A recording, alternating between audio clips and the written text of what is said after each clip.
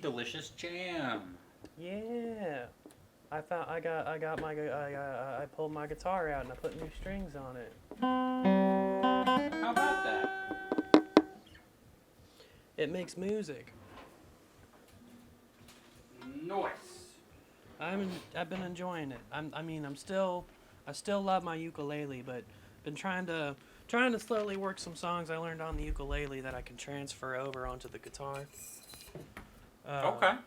Even the very difficult gourmet race. Nice.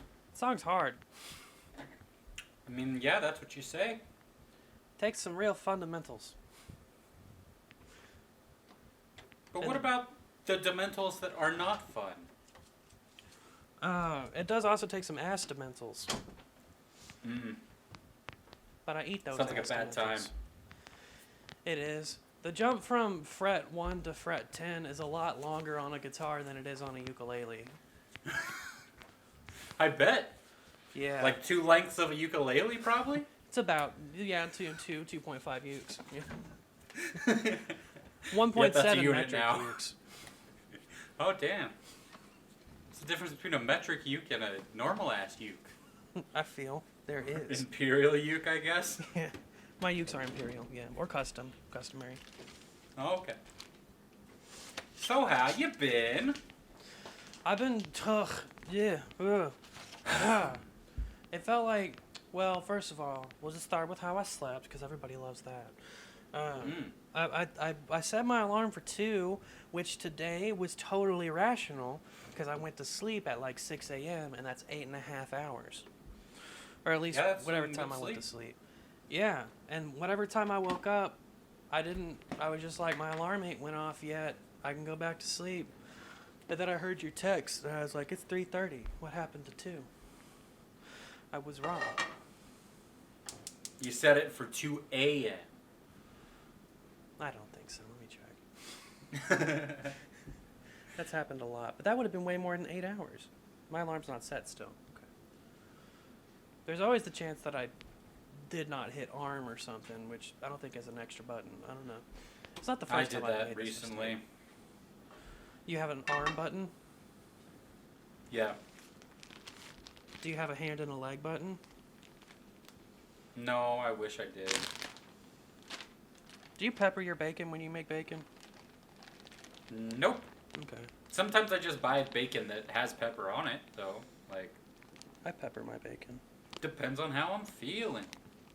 I was just wondering if you try to pepper it before you put it in the pan, or if you pepper it after it's cooked for a second. I don't. You don't pepper. Okay. I find it unnecessary, because bacon is very well flavored. It is. I'm about to cook some bacon because, as I mentioned, I kind of just got up. You're just going to cook the loudest thing possible? No, the loudest thing possible was fried chicken. Bacon's still pretty fucking loud. Bacon's got a dull simmer, or sizzle. I don't know. I've been cooking my bacon on low for a long time, and then after, that first couple slices, it's like screaming at me. I'm like, it's on low. What the fuck do you want from me? You cook your bacon on low? How many times do you flip? Once. Huh. Yeah, I guess my shit just gets too hot, I guess. Could be the problem. I cook on medium, but I flip semi-frequently. Oh yeah, I prefer to just flip once. I cook it real nice on one side, and then I flip it, and it rolls up because it's cooked too much, That's how I do it. Because every time the air hits it, it crisps up a little more and finishes cooking a little bit. So every time I flip it, I see it change a little bit each time, and it helps me. I feel like it helps me dial it in slowly. I probably should have just been more patient the last time I tried to cook bacon on low. Because you just decided that it was just warm raw bacon that you ate? I don't really remember. I remember feeling like I didn't do this well. I don't cook bacon on high ever. I know it was such a I'm 20 and on my own for the first time mistake to cook all your breakfast meats on high and fucking fill the apartment with smoke. Yeah. But luckily, I saw too many other people do that to fall into the same trap. I think like I don't know what the deal is because like I used to cook it on medium and it would still smoke and I'm like what the fuck. So I just went to low, and it's just still real loud and everything. So I don't know. It takes a while to get there. Maybe my pan is just too good, or too bad. I don't know. That could be an issue. It just gets too hot. I bought a fancy new ashtray. Nice. Cause What do you do with it? I don't smoke the ashtray, Oh. but I smoke, and then I put ash in it.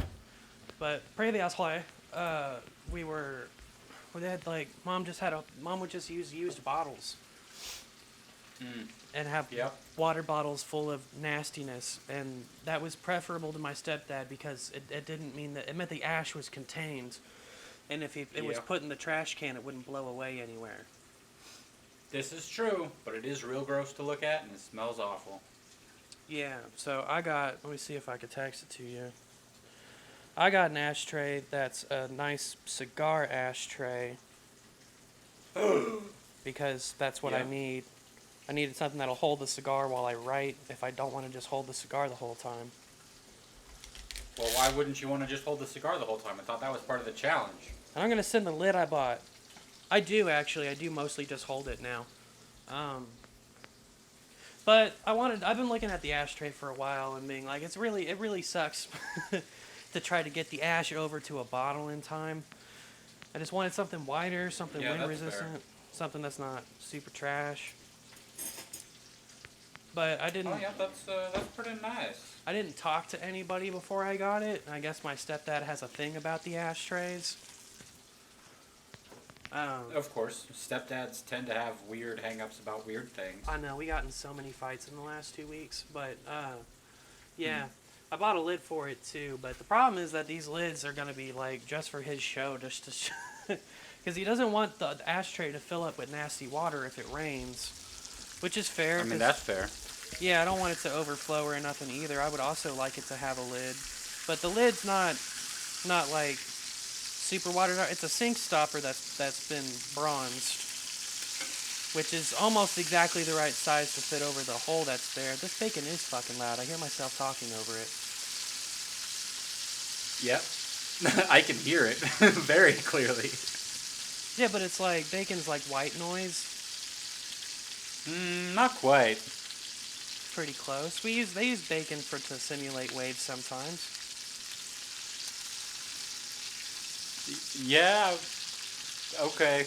They use bacon for all sorts of stuff. Bacon sounds, other meat sounds. Yeah. Rain. Egg sound.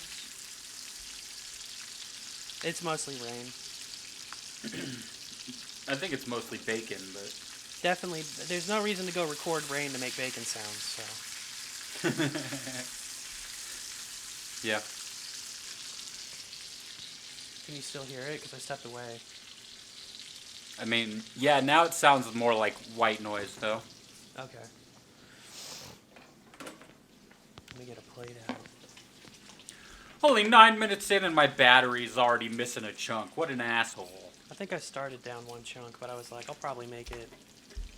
There's a good chance that I'm down to my last chunk. There's a good chance this fucking thing, disconnects at some point anyway. I might as well go ahead and take a battery out. Just pepper this bacon first, though. Pepperin' the bacon.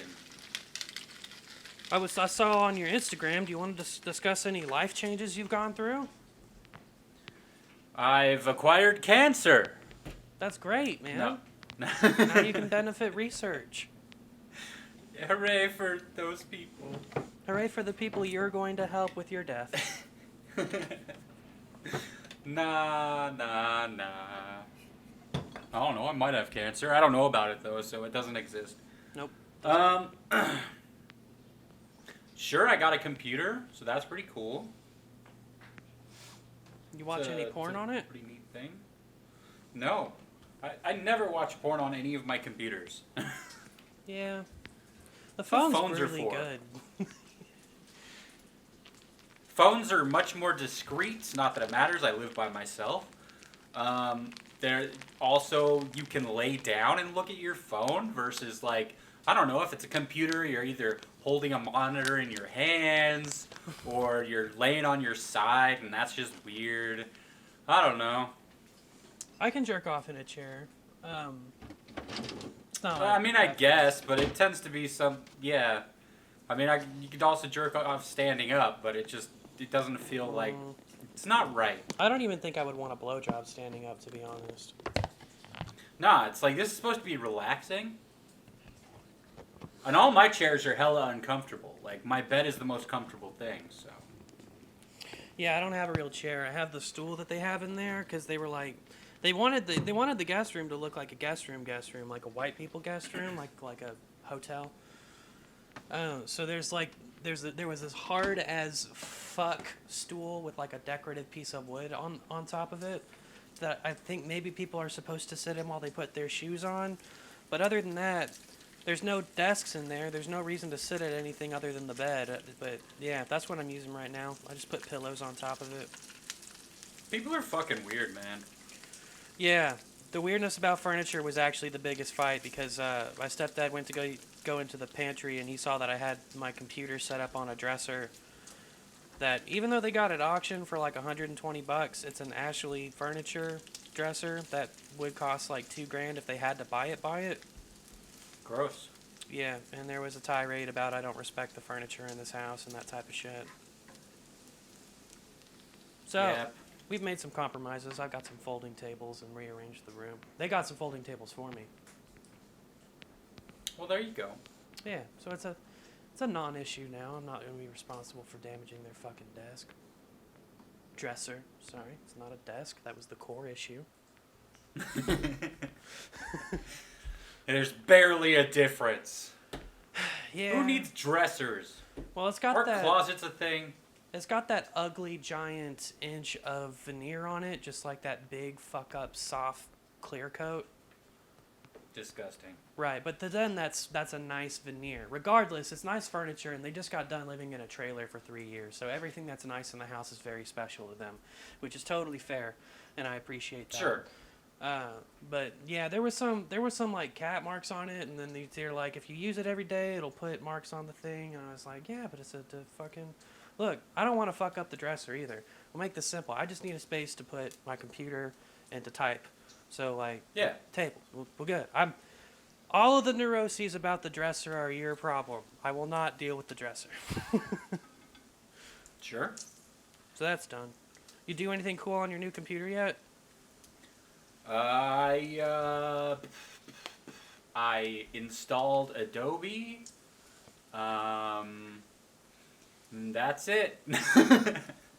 Good. I've watched some YouTube videos. I did some editing. Yep, that's all, folks. Well, that was the big thing. How was the editing? Fine.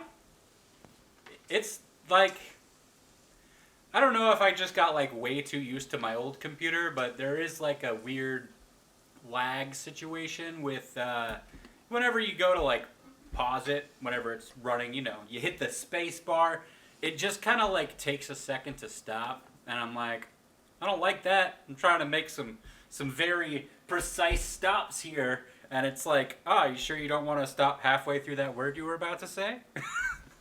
I feel like Adobe's done that intermittently throughout its life. Yeah, I noticed that they just had another update, so it might just be Adobe. Because another thing that I've been using, the fucking timecode feature, is now under the section. What's it called? It's Body parts and miscellaneous. Yeah, that one. It's under obsolete. It's in the obsolete file in effects. I hate that. Which it wasn't before. How is timecodes obsolete? I don't know. I guess they come up with a different way to do it, but that's how I learned how to do it, and I'm just going to continue to do it until it's not there anymore. Yeah, they have some really fun old shit in the obsolete tab. They've got three-channel color corrector, and a whole bunch of other interesting old ass shit. that I've used, I've had to resort to because I didn't want to go to Resolve, but their app was breaking down during an update or two, and Lumetri just was not working. Yeah. Yep. Yeah, there's this list. The list in the obsolete folder is insane. Yeah, if they're that obsolete, just can them, bro. Yeah, that's nuts. Or don't have them in an obsolete folder. Put them where they belong. Yeah, just at the bottom. I don't know. Maybe the obsolete folder is not too stupid. But if you can't find the I mean, it is when it's such a crazy mix of all this shit, though. There's a lot of, like, blurs and different colors and different, just all kinds of shit. I need subfolders, because if I want an obsolete color thing, I don't want to go through all of the obsolete stuff. I just want the color things. Yeah. But I guess that's why they have the search bar there, so you can just type in what you're looking for and it'll pop up anyways. Cool, I remember the name of something. Get fucking out of here. I mean, that's true, because, like, I learned, it's in the video folder. So you go to video and you look for time code and it's not there, so it's like, what the fuck?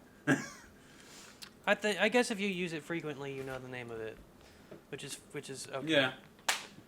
That's true. I also figured out that once it hits 24 hours, it just goes back to 0.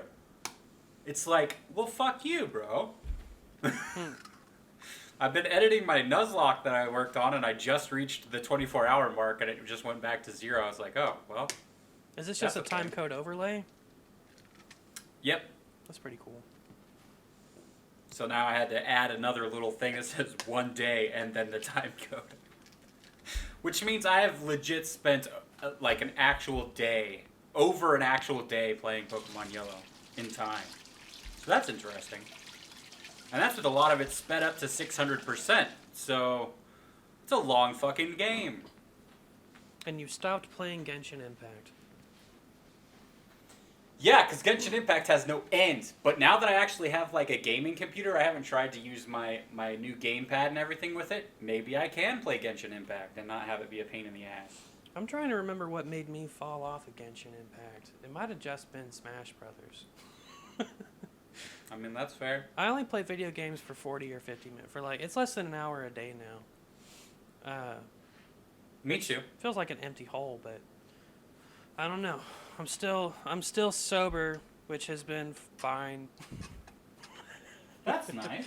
Yeah, it's not. I don't feel any temptation to drink or anything, and the physical stuff has been over for a long time. It probably helps that I weaned once before falling off and then coming back on. But yeah, I've just been on July the 4th. I'll go back to getting fucked up, but playing video games without drinking makes me not want to play for as many hours consecutively. Yeah. Getting bored is the thing that does that for me. Fucking bored. Boredom's a good reason to drink. Well, that's true. But time. I don't got time to drink. That's true. That's the problem. When most of my time is spent working, there's not really any time to drink. If I have a good reason to have a drink with somebody, I'll make an exception for the July 4th. But yeah, I'll probably make it. But there might be an exception in the future because I can go out in public with my dick out as of May 4th. What? I still have like 2 weeks or something. I got vaxxed on 4/20, ho. Damn, I got vaxxed on 5/6. I was free for the public on May the 4th. It was with me. I had the force. I stayed inside. I didn't go anywhere. Lucky. So in like 2 weeks, we gotta go do stuff. Yeah, I have car insurance again too. I'm legal. Oh, whoa! We gotta go hit the town. I mean, we had a really dumb, boring 20s. We never really hit the town. I mean, I'm not talking. I don't really want to hit the town, but like we could go play games or something. That's true. I wonder what John's vaccine schedule has been. Audrey should have gotten it because she's a teacher. I mean, if South Park taught us anything, that doesn't matter. John's a fat essential worker, just like me, which is how I got it so early. So was I, but I didn't know how to fill the shit out. I wasn't sure what I was labeled as. Fat and essential. Well, yeah, but they had specific, like, hey, what do you work in? Like, what is your... To fill out the application and everything, you had to say what your job was and all that. And there wasn't, like, a section that made sense. I So, had like, insurance and finance made sense for me because I work in insurance. See, finance could have worked for me, kind of. Economy could have worked for me, kind of. But it's like, government could have worked for me, kind of. But there wasn't anything, like, specific enough I was gonna to what say I government. do. Like, they had it in, like, subsections, though. It was, like, government, blah, blah, blah. And there wasn't anything that, like, seemed like I would fit. Yeah, that's clerical. Maybe. I don't know. I had to go through it with you and then also be confused because you're not stupid. It's not like I'm going to look at it and figure it out. So, yeah. Yeah, it doesn't matter that much. Like, I'm just a couple weeks behind you. Yeah, it wasn't a race, so. Although if it was a race, I did win, so. Well, I mean, I lost first, so that's cool. Bitch ass. My mom was vaxxed before me, so I have to hold that shame. Yeah, I don't know if any of my family's getting vaxxed. Are they anti-vaxxing? I mean, some of them are. Fuck At them. least one of them are. Losers. Yep. Who's the one? Out him. My mother. Okay. Well, that's her choice, man. Sure. She's I only say that because she's gonna die, but yeah, that's. Yeah, that's the thing. I'm just like, anytime I've gone to, like, see her or do my laundry or anything, I wear a mask, and she always just, like, acts like it's the dumbest thing in the world. I'm just like, kind of is. I'm doing this for you. And I'm just like, and now that I'm vaccinated, I'm like, well, here's the question. Because I don't want my mom to die, of course, but do I sit there and get in a fight with her while I'm wearing a mask, or do I just not wear a mask? Or do I just not go see her? I don't know. I didn't wear a mask at my parents' house. Yeah. Which probably at Christmas I might have should have, just because those people are a little bit more cavalier about shit. My mom and stepdad are pretty safe. Have been pretty safe about the coronavirus as best they can. They are the casino people though, so there's only so much you can do. But yeah. It's one of those things because most transmissions actually happen in the home. The worst thing that you can do is be around your family and have people come in and out of the house. You're way safer. But they're not being careful at all, man. They do the casino thing, of course. I mean, you have to wear a mask and get the temperature checked and all that shit. But they also, like, you know, the rest of my family, like, they're like 7 grandkids and all kinds of shit, and they go to school and whatnot and go to other shit, soccer or whatever the fuck they do, you know. And we live in Oklahoma where pretty much nothing was shut down for any real amount of time. So, We had some shutdowns. I thought our shutdown was for 5. some things. We weren't psychotic like LA, but we had some. No, I'm not saying, like, there's a lot of restaurants and shit just didn't do anything. Like, especially in the area that I happen to drive through, going home from work and stuff, over in the Paseo and shit, the Arts District, where there's just like, oh yeah, this is a restaurant that is legitimately full of people not wearing masks. What? Our libtards weren't virtue signaling? That's where we keep them. Yeah, you'd think so, but it's a pretty weird situation, I think, because yeah, it is the Arts District. Pretty close to the, you know... It's the only part of the city you're not safe to wear a MAGA hat. Yeah, kind of. And it's pretty interesting. But, you know, so there's a lot of shit like that. I think a lot of people were pretty good about it. I didn't, like, anytime I've gone shopping and stuff, which, you know, I'd normally go around, like, you know, 2 o'clock in the morning, so there's not a lot of people. But didn't happen to see anybody, like, you know, fighting, wearing a mask or anything like that in any of my normal days. That's true. I don't think we've had a Karen compilation come out of Oklahoma yet. Yeah, I mean, I'm sure they're out there, but... Well, I just tune it out when people say, oh, this is from Oklahoma, go figure. I'm like, man, Don't do us, but also... What is? What are we, Florida? Jesus. Fucking shit. I don't want to be fucking Florida. Me either. God. That'll probably be Yeah. a shirt that I wear to my next MAGA rally. Please don't make us Florida.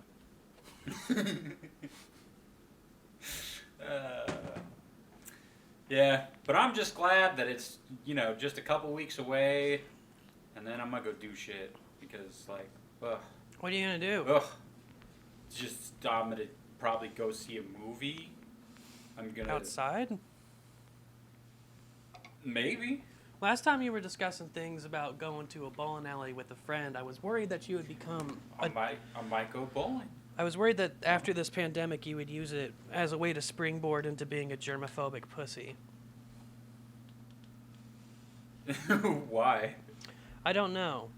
I just something about something you said about going bowling and putting your fingers in holes and the germs and things. I was like, is he gonna come away out of this global pandemic that killed a lot of people with some kind of complex? Never. I would never do that. That's not something I would do. No, that's for women. All right, sexist, but but no, like the reason I mentioned all that shit was because it's just a thing that people would normally be like, yeah, but what about this? I forgot that I was talking to Jeff. Well, I'm concerned. I don't want you to become a poon. No more than I am normally. Okay. Or okay. was before the pandemic. Nah, bowling alleys have always been gross anyways. But yeah, I think I'm probably gonna go. They are very gross places. You're gonna use their shoes. The fact that you're wearing someone else's shoes, like I'm not gonna go buy bowling shoes. Like this isn't a thing that I plan on becoming a normal thing. That's the big question, really. Is do you want to get a fungal infection or do you want to spread a fungal infection? I think I just want to spread it. Okay. I'll just wear 2 pairs of socks. Because I have a history of fungal and bring some infections in my gold left bonds. toe. That's true. You can bring your own aftermarket gold bond. What's making that beeping? Your bacon. Your electronic bacon that's filled with microchips. It's almost as loud to eat as it is to cook. Yeah, it's almost as loud to eat as it is to cook. Almost. Pork isn't clean enough to let it cuck you. That'll be one serious yeast infection. Gross. Gross. Bacon eggs, bacon eggs. But yeah, it's gonna be excellent. I want to see a movie. It's one of the so I have been missing a lot of work lately despite not drinking. So it's like I'm kind of stuck in his house, but I could make a trip out there. See fools. It's just I don't have a reason to get. Oh, it's the alarm system. Somebody trying to break in? Shit. That's gonna be loud. I almost walked away and pulled my mic cable out of the Zoom. No, there's a door ajar. Doors are not jars, Jeff. They're doors. I like that joke. I just wasn't in the mood for it. That's fine. I'm just gonna continue to throw jokes at the wall and see if they land or not. Well, that's just how I'm Spider-Man. feeling right now. Unless they're Spider-Man, they probably won't land on a wall. You know, I liked that joke, just not right now. Oh, dick. Fucking Spider-Man. All the doors are closed. There's only 4 doors. Wait, there's 3 doors. There's only 3 doors. Are you sure you're not missing one? No, You're not sure? I'm really not. This isn't my house. This house that I'm living in is not my house.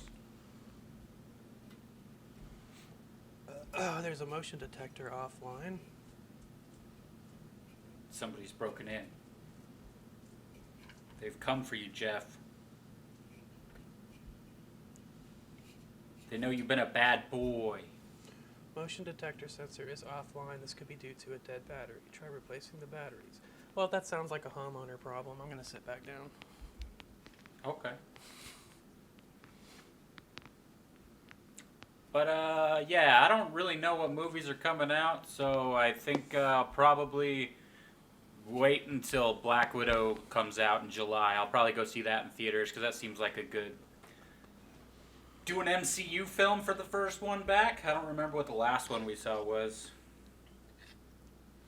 That's a good question. We tried to go see Birds of Prey. Yeah. We also So tried to go before see that- Rampage. Yeah, but that was like a year before that. It all blurs together. What did we see instead of Birds of Prey? Oh yeah, the Kevin Smith, Jay and Silent Bob reboot. Yeah, but we watched that in my apartment, so that doesn't count. Was it the John Krasinski horror film? No. No, it was... Because that was like a year before that as well.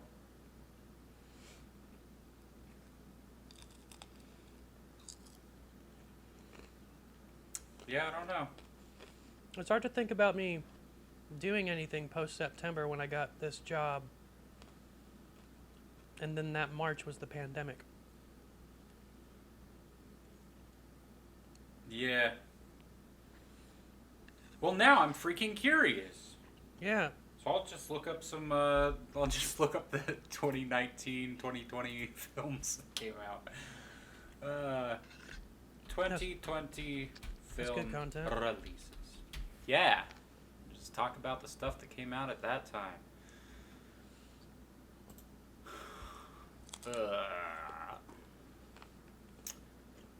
Yeah, I don't think I actually saw anything in 2020. Because the list, yeah, it's a whole lot of nothing. So it had to be 2019. End of 2019, maybe? Yeah. Hopefully. Yeah, I went to movies a lot, so...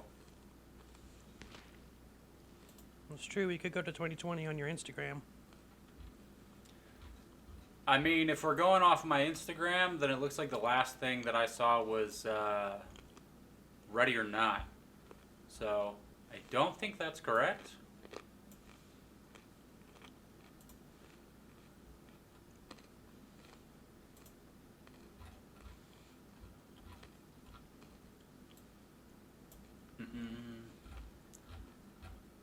Ugh. Let's see here. There was some weird shit December 2019. Ah, gross. Was the last thing I actually saw fucking Rise of Skywalker? Oh, I still haven't seen that. Oh man, I got. What a fucking trash film. I'm less inclined to see it now that I accidentally found a spoiler. Somebody put, I don't remember where I saw it, but Palpatine is Snoke. Is that real? Kind of. It's more just that Snoke was like a clone or whatever that Palpatine yes, that's made. what they said. And Palpatine is the big bad, and it's fucking garbage. Man, that was the last movie I saw in theaters. What a fucking waste. It's almost like theaters aren't worth going back to. Yeah, fuck them. Dude, AMC stock is only $9 right now. It would be a good time to buy that.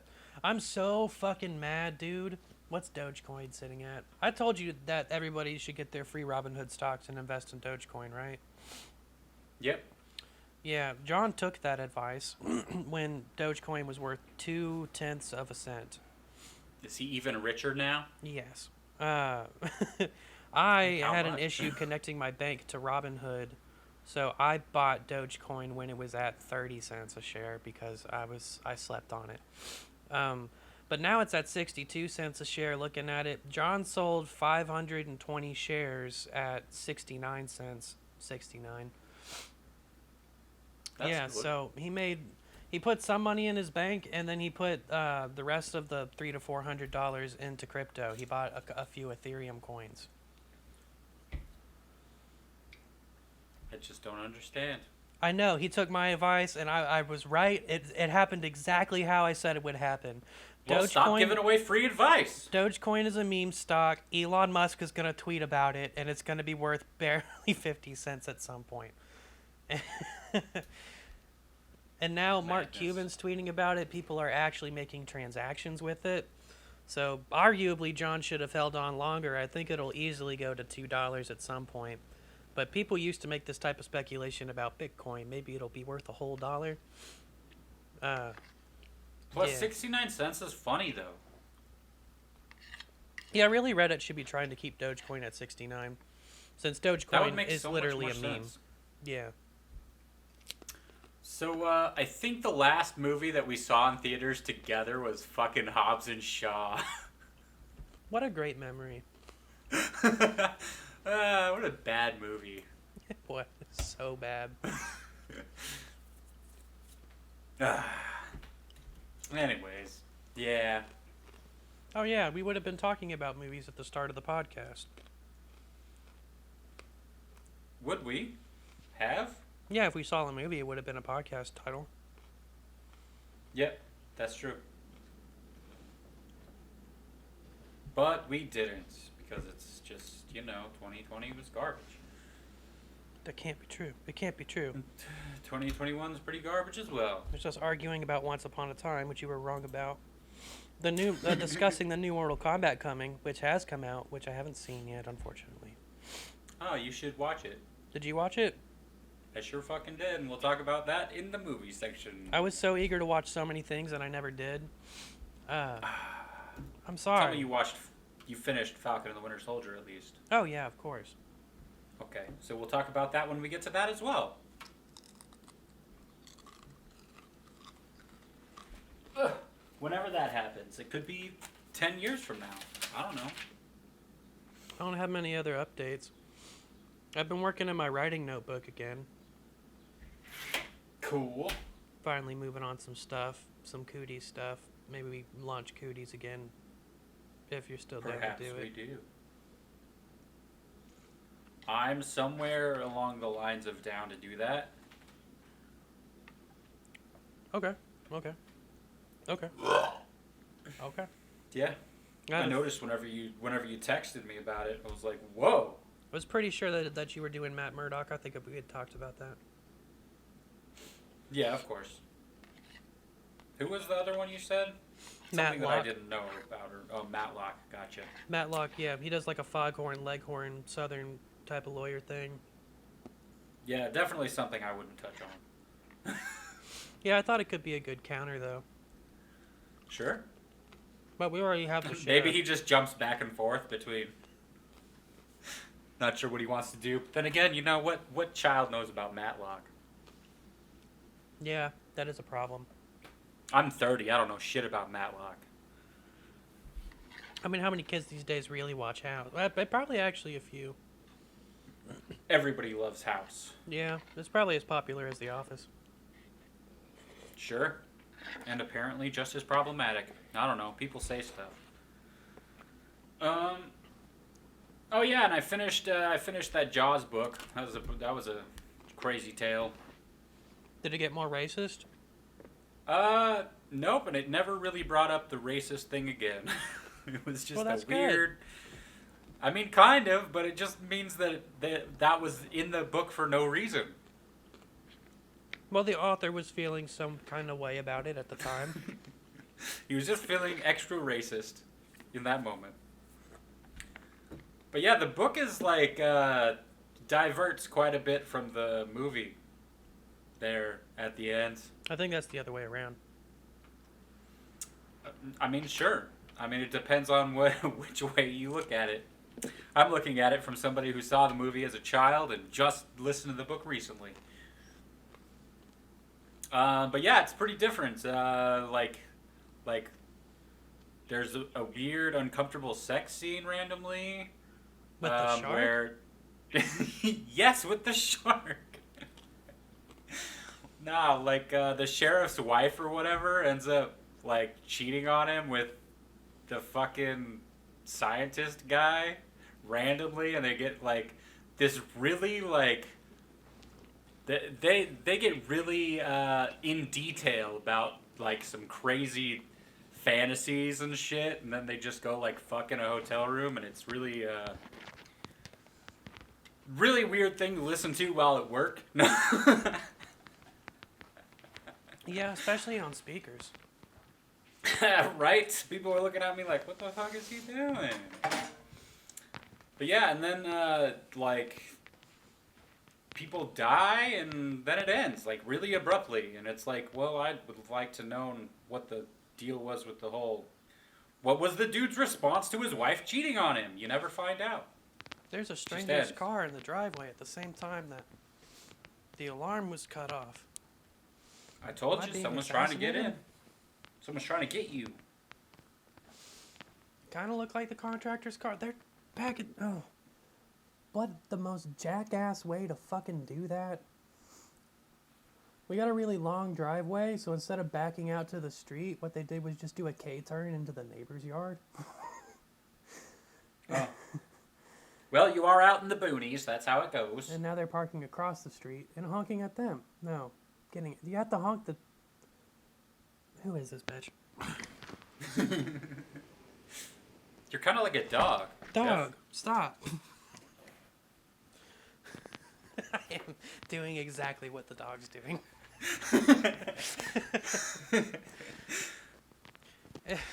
It's some 60-year-old Karen with about 80 pounds of extra ass, but, you know, like a normal waist. It's definitely a fast food body. Oh, okay. God. What a waste of sperm some people are. And many other things. Just think about all the people walking around. You could have put that sperm in a jar and dumped it on an e-girl.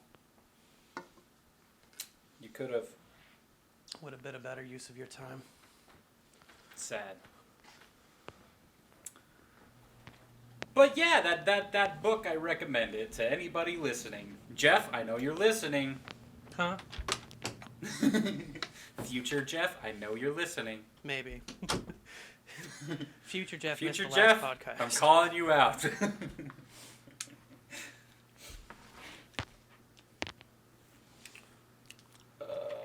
I'm packing my outside stuff to go outside.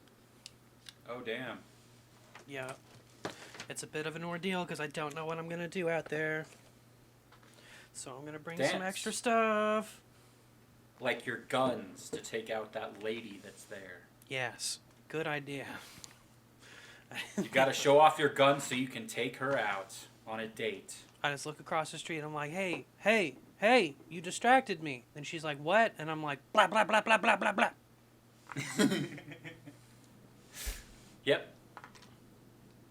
And then you revert her to semen and stick her in a jar and mail it to Belle Delphi. Okay.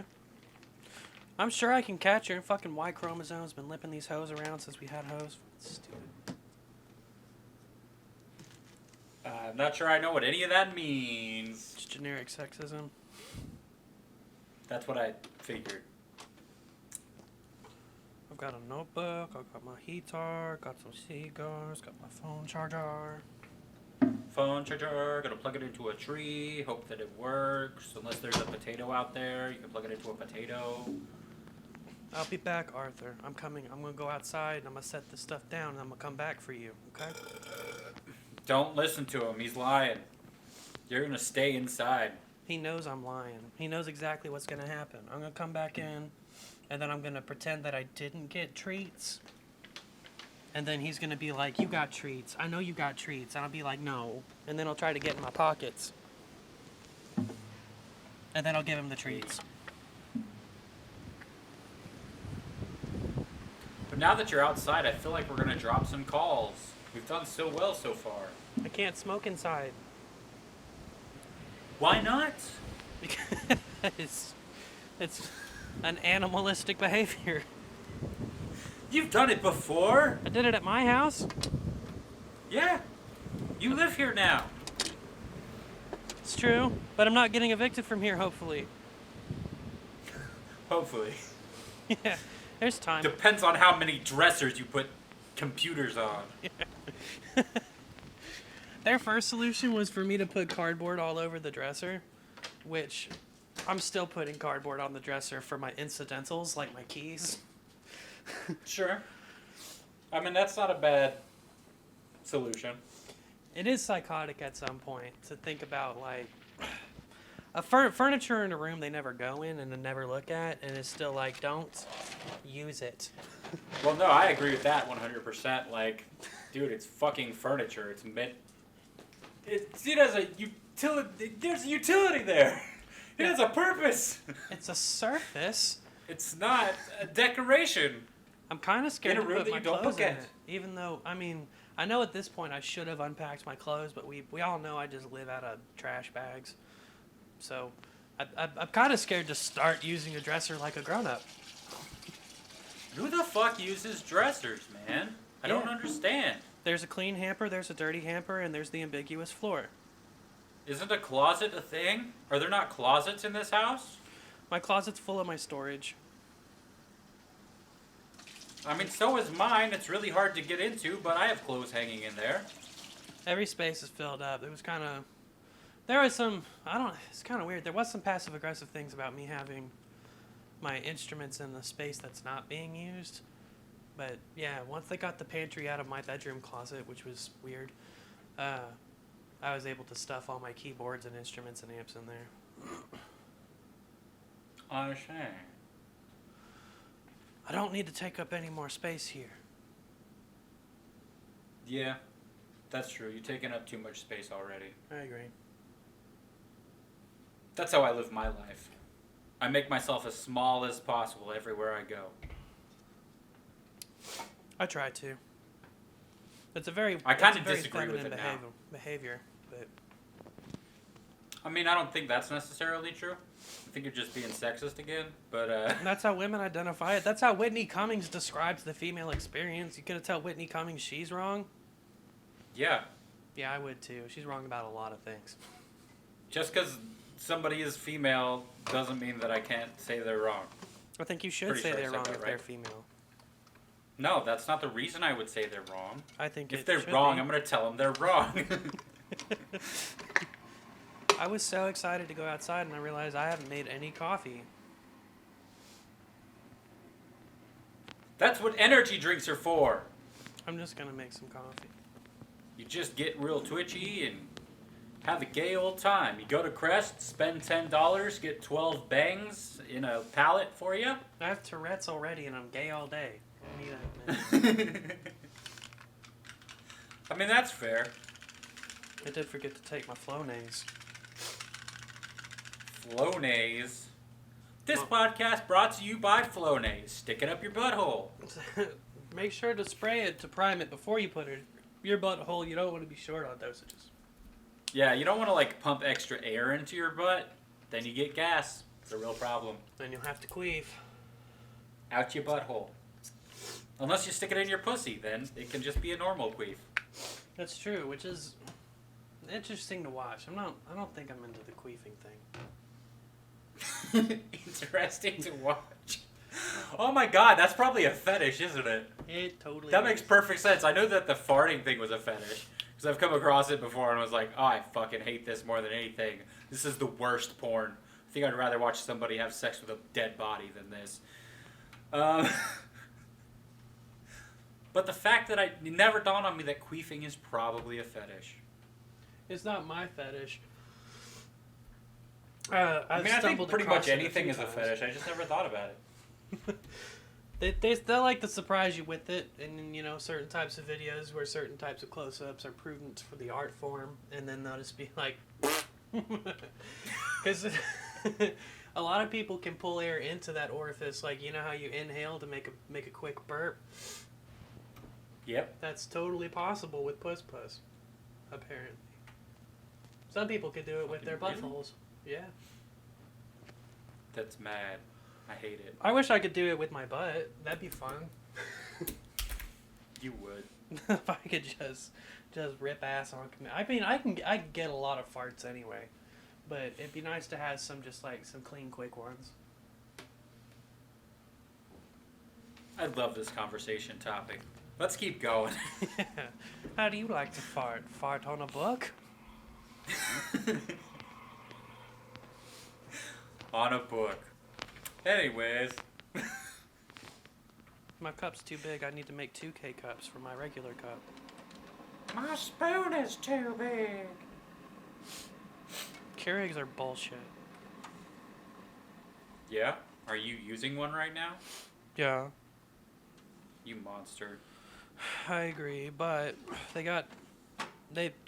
like, they're old people with disposable income, and they bought a cleaner for their last Keurig, and then found out it was incompatible with that Keurig, and they needed the new Keurig, and then Mom found out there was a strong brew feature on the new Keurig, and then they got in a fight about how the nozzle was supposed to work because my mom misdescribed something to my stepdad, and when he gets confused, he gets frustrated.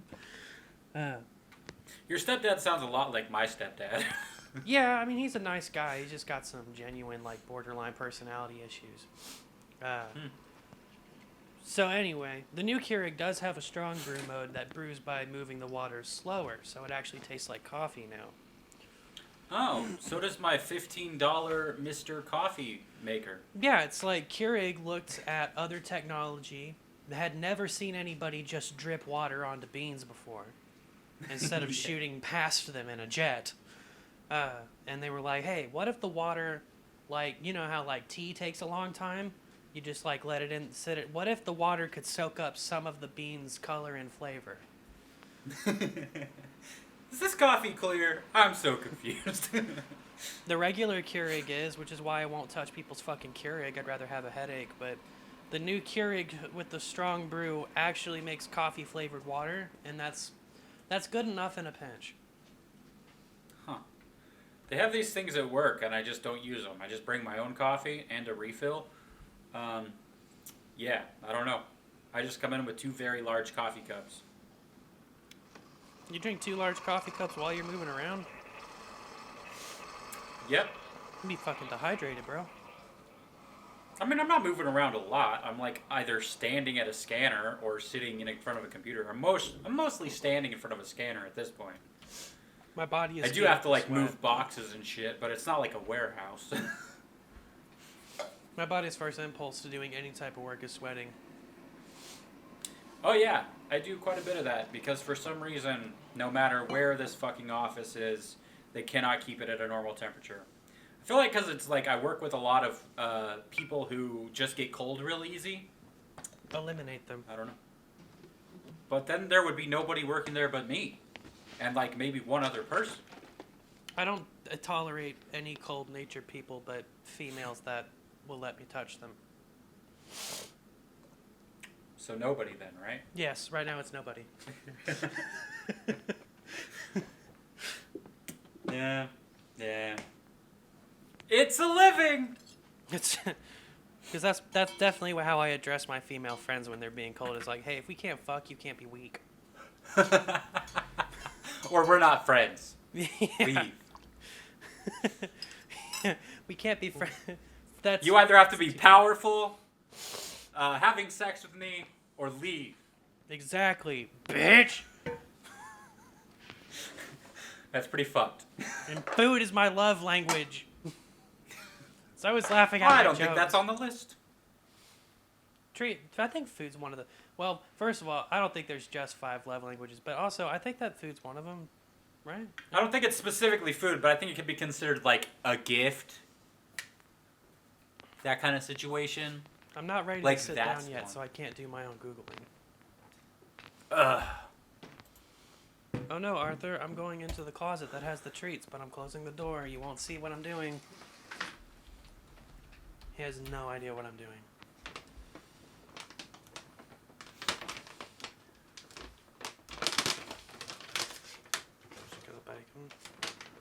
Okay, so food could be considered receiving gifts or acts of service. Okay, I kind of like acts of service, I guess.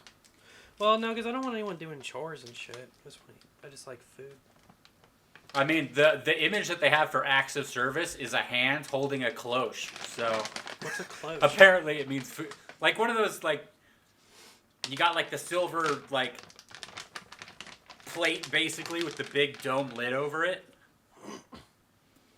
that you would put food on, that like a waiter would be like, here's your fancy whatever the fuck. Oh, there's like a pig head with an apple in there? Yeah. Except, like, that'd be a really small pig. So, baby pig? I call them platters, but platter's such an ambiguous term. Cloche. Well, I think the platter would be the thing that it sits on. The cloche is, like, the lid thing. Oh, okay. So it's a dome-style lidded handle. Handled lid.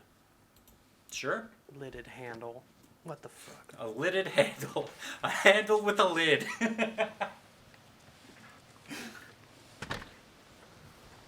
Now I just want to see how that would work. Is Hyrule gonna come out of the fucking sea? Why is it this windy? Because we live in fucking Oklahoma, which is like the 9th windiest place in the country. This is bullshit. We live in the Great Plains, homie. What do you want? My guitar won't stand up. It's not safe out here. Get a mountain. God damn it, I'm in the hills. I said a mountain. But Mountains block winds. I'm at the top of a hill. Hills do not. Well, if you're on top of the hill, it's even worse. This sucks.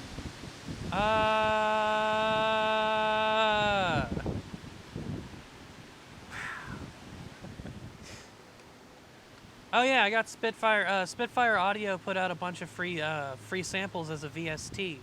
They put out some free VSTs. They put out a free VST that has a bunch of instruments on it.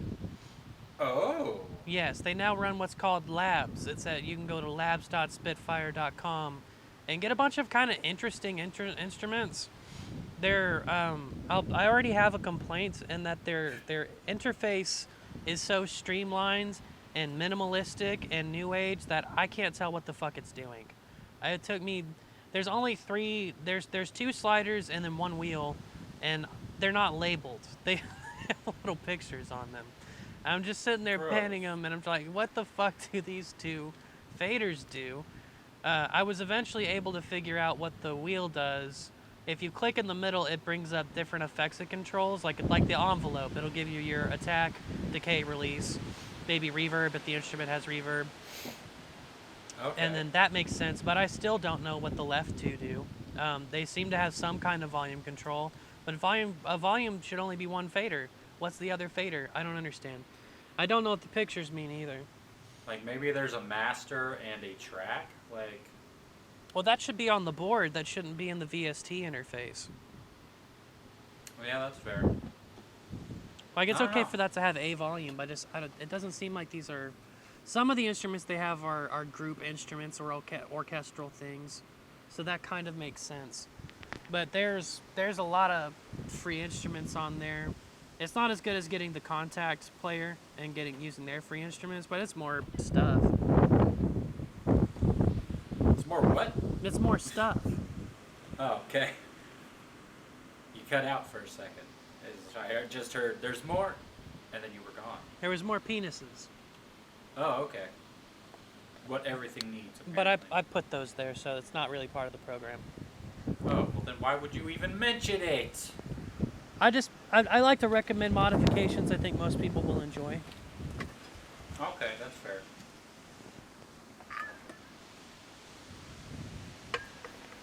So, shall we move on to topics or whatever? Yes.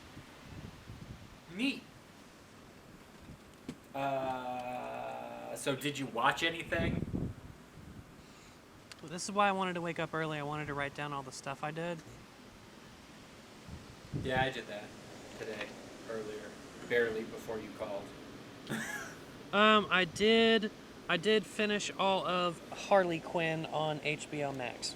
Oh, damn. I haven't even done that. Yeah, and I've got my mom watching it now because she, you know, I don't know. But it's fun. It's nice. It's a good one. And she's enjoying it. Neat. Yes, I highly recommend it. It's a fun... But each season has its own arc that comes to a pleasant conclusion. I look forward to the 3rd season. Which I hope there is. Is the 3rd season? There is a 3rd season. I thought that it was already out. I don't know. Maybe it just got announced. I remember hearing about it, though. My favorite thing about this series is definitely that this is my my number 1 choice for villain incarnations. These are my favorite appearances from any of these villains for sure. Oh, okay. It's hands down my favorite Bane. Yes. Yes, the very small amount I've seen of him, I like him a lot. He gets a lot funnier. Throws me off a little bit because they went with the like Bane voice from like the Dark Knight Rises kind of sorta. Yeah. But, He walks around the Legion of Doom and his coffee cup says caffeine is my reckoning. beautiful. He's always talking about, I'm going to blow up this bar mitzvah. I'm going to blow up this stupid shack. He's also very sensitive, and he does a lot of he has a lot of guidance counselor moments. There's an episode where some people wind up in a super jail running a pit in Nevada that's, run by Bane because that's his style. And it's very like summer movie camp counselor type of thing. He's trying to rehabilitate all of these supervillains in the bottom of a pit, and then he starts a talent show, and that's so fun. Hell yeah! I need to get back into that. I just haven't watched a lot of stuff. I give it 8 out of 10. Oh yeah. It's fun. It's repeatable. It's got a good rewatch value. There is a storyline, unfortunately, but I'm enjoying the storyline. Nice. Lake Bell has a really hot voice, so Poison Ivy sounds as hot as she should. So. Oh yeah, I forgot that was her. I've looked that up so many times too. Like whenever I was watching it, I was like, "Who the fuck plays Poison Ivy? Her voice is so familiar." I'm not sure what Lake Bell does, but I was listening and like, who's got the hot voice? She was in a lot of stuff in the early 2010s. I don't know what she's been up to recently. She was in A Good Old Fashioned Orgy. Oh yeah. She's in some fucking, I don't remember what, All About Steve or some shit. I think that's what it was called, with Bradley Cooper and that one lady that I don't like, that everybody likes, that John wants to bone. What's her name? Sandra Bullock. She was hot. She was a hot girl at the end of comedies. We haven't had a whole lot of good comedies since then. Yeah, it's been a minute. Not a lot to laugh at.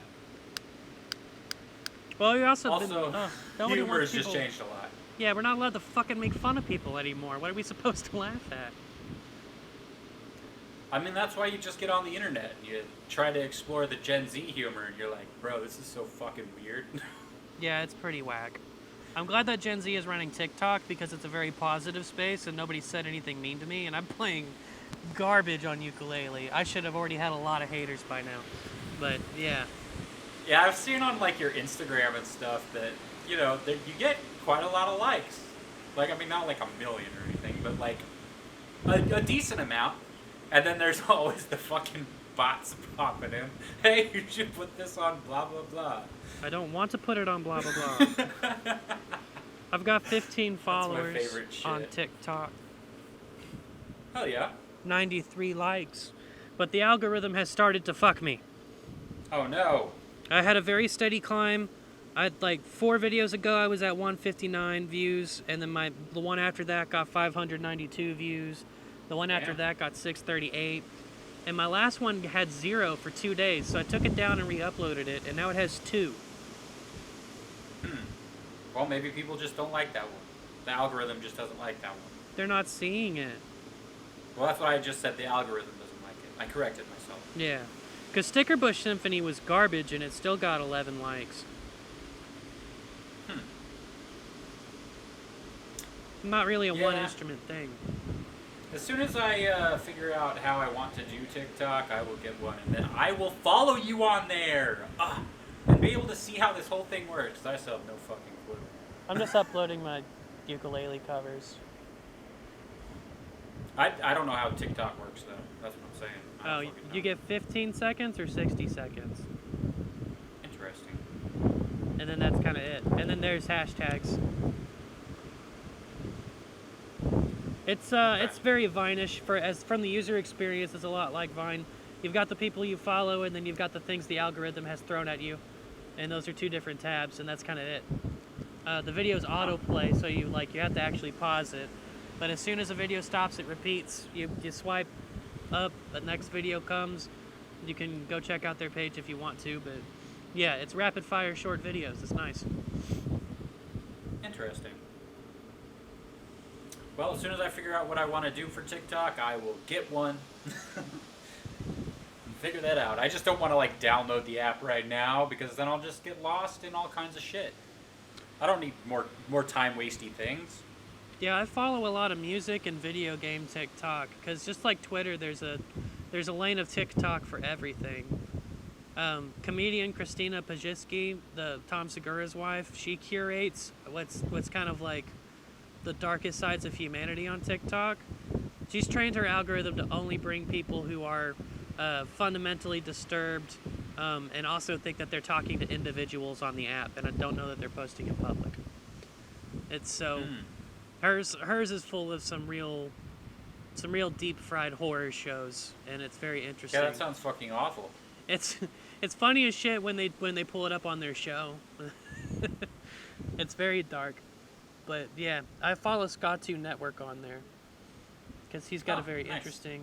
His lane has been mostly taking 60 seconds to either skank to new ska songs until the genre is popular again, or taking 60 seconds to go over some piece of history about ska. Huh. Interesting. Or shit on fascists. He's come out as non-binary and his whole band is gay, so he definitely likes to take the woke angle on TikTok, which is his right to do so. But he also brings up a lot of cool band playlists too. If you were just like looking for cool bands, he brings up new music all the time. He's welcome. He's plugged in. He's a good source of stuff. He's a good follow. Nice. But yeah, I watched Harley Quinn and TikTok. That was about it. That's not all, but it's enough for me to ask what you watched. Well, I watched Mortal Kombat, so there's that. Now I feel left out. Yeah, I wish you watched it. Me too. It's gotten a lot of, I don't know, like mixed reviews, but like a lot leaning towards bad, I guess. I only trust the Google user score. I'm not sure. I know that like there's a lot of. Well, that's good. I think the audience review on Rotten Tomatoes is also pretty good. But people who are like big Mortal Kombat fans are not super into it. People who are fake Mortal Kombat fans like me, who haven't like gotten super into the game since Mortal Kombat 4, like it pretty well, I think. I thought it was great. Honestly, there are some bits where it's like, all right, this is kind of like could have been done better, I guess. But at the same time, it's like this is a fucking Mortal Kombat movie. Yeah, the history and lore, if you play the games, is one, it's not a very good storyline, and two, there's a lot of just dumb shit parts in there. It looks like they every 5 years or not even 5, every 2 years they get a team of 15-year-olds to guess at what could happen, and then they just make that the story. Yeah, they embrace the campy bullshit of this like really nicely. Is there do they have the classic techno theme? They have like at the credits, I believe it is the original that they have there. But there's like how to fucking explain it? Like the score of the movie, like kind of takes from it a little bit every so often, where you're like, oh, I recognize that little cluster of notes or whatever. The overture recycles the theme. There you go, exactly that. In worse explanations from me. Well, I think the overture is the. Never mind. Who fucking gives a shit? The opening, like, scene that was basically, I think they just released it on YouTube, like the first 7 minutes of the movie or whatever, is like really fucking good, like really fucking high quality, like even the cinematography is like really well done and interesting, and the fight choreography and shit is like really good. And then, you know, once, because that's all kind of like a little prequel situation. And then once it actually kind of breaks into the what the story is currently, like it drops in quality a little bit. Like it's not as nicely shot, and some of the visual effects are they're a bit wonky. Like it's not terrible, but they also like bring in a lot of like cool characters. Some people had some issues with like Goro and shit, but it's like because he's like full CG, and you know people are gonna cry about that and think back to the 1995 Mortal Kombat like they just watched it and think it's the greatest movie ever made. You know, it's like I liked that movie when I was like 10 as well, but It sounds like it's a not lot good of different now. people weren't getting what they wanted because the '95 Mortal Kombat wasn't that much to do with the games either, but it also wasn't that good. I had fun with it. I still like it, but Yeah, can't make I mean it again. the thing is like it actually set up a lot of lore that later popped up in games. Like that's what they just do. And I'm sure that the next Mortal Kombat game will have characters and situations from this movie as well.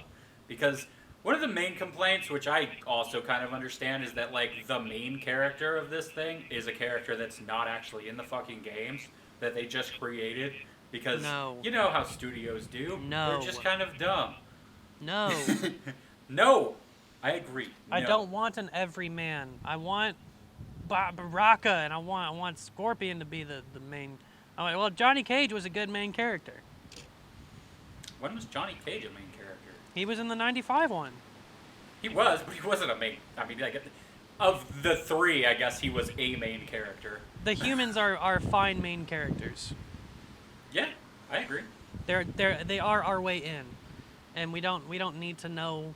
Yeah, we don't need them to take a mailman, you know, a real everyman, and be like, you want to fight in Mortal Kombat? The what? Well, let me tell you what it is. Bro, I agree 100%, and I wish that they didn't do what they did, but it is not as bad as it sounds. Was it a mailman? Was I right?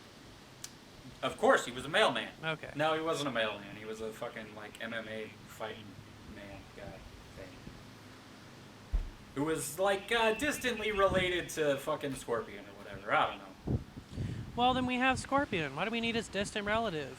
Because Scorpion died 1,000,000 years ago or something. Is he replacing Scorpion? No. Do we get Scorpion? Yeah. It has, like, the main shit that you want in a Mortal Kombat movie.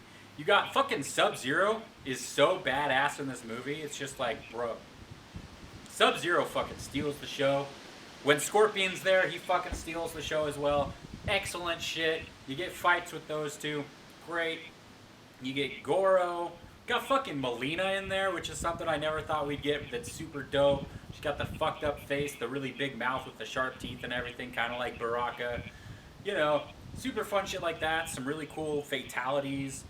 Fucking Liu Kang is there. Kung Lao is there with his funny fucking blade hat that he uses to chop people in half. Fuck yeah. Kano's there. Kano fucking steals the show as well. He's excellent. Sonya Blade was alright. Jax was pretty cool. Like, there's some good shit there. Like, people complaining about, oh, this isn't Mortal Kombat. It's like, what the fuck do you want? It should be goofy. They should say things like fatality and Kano wins. Like, fuck off. And Reptile was dope as well.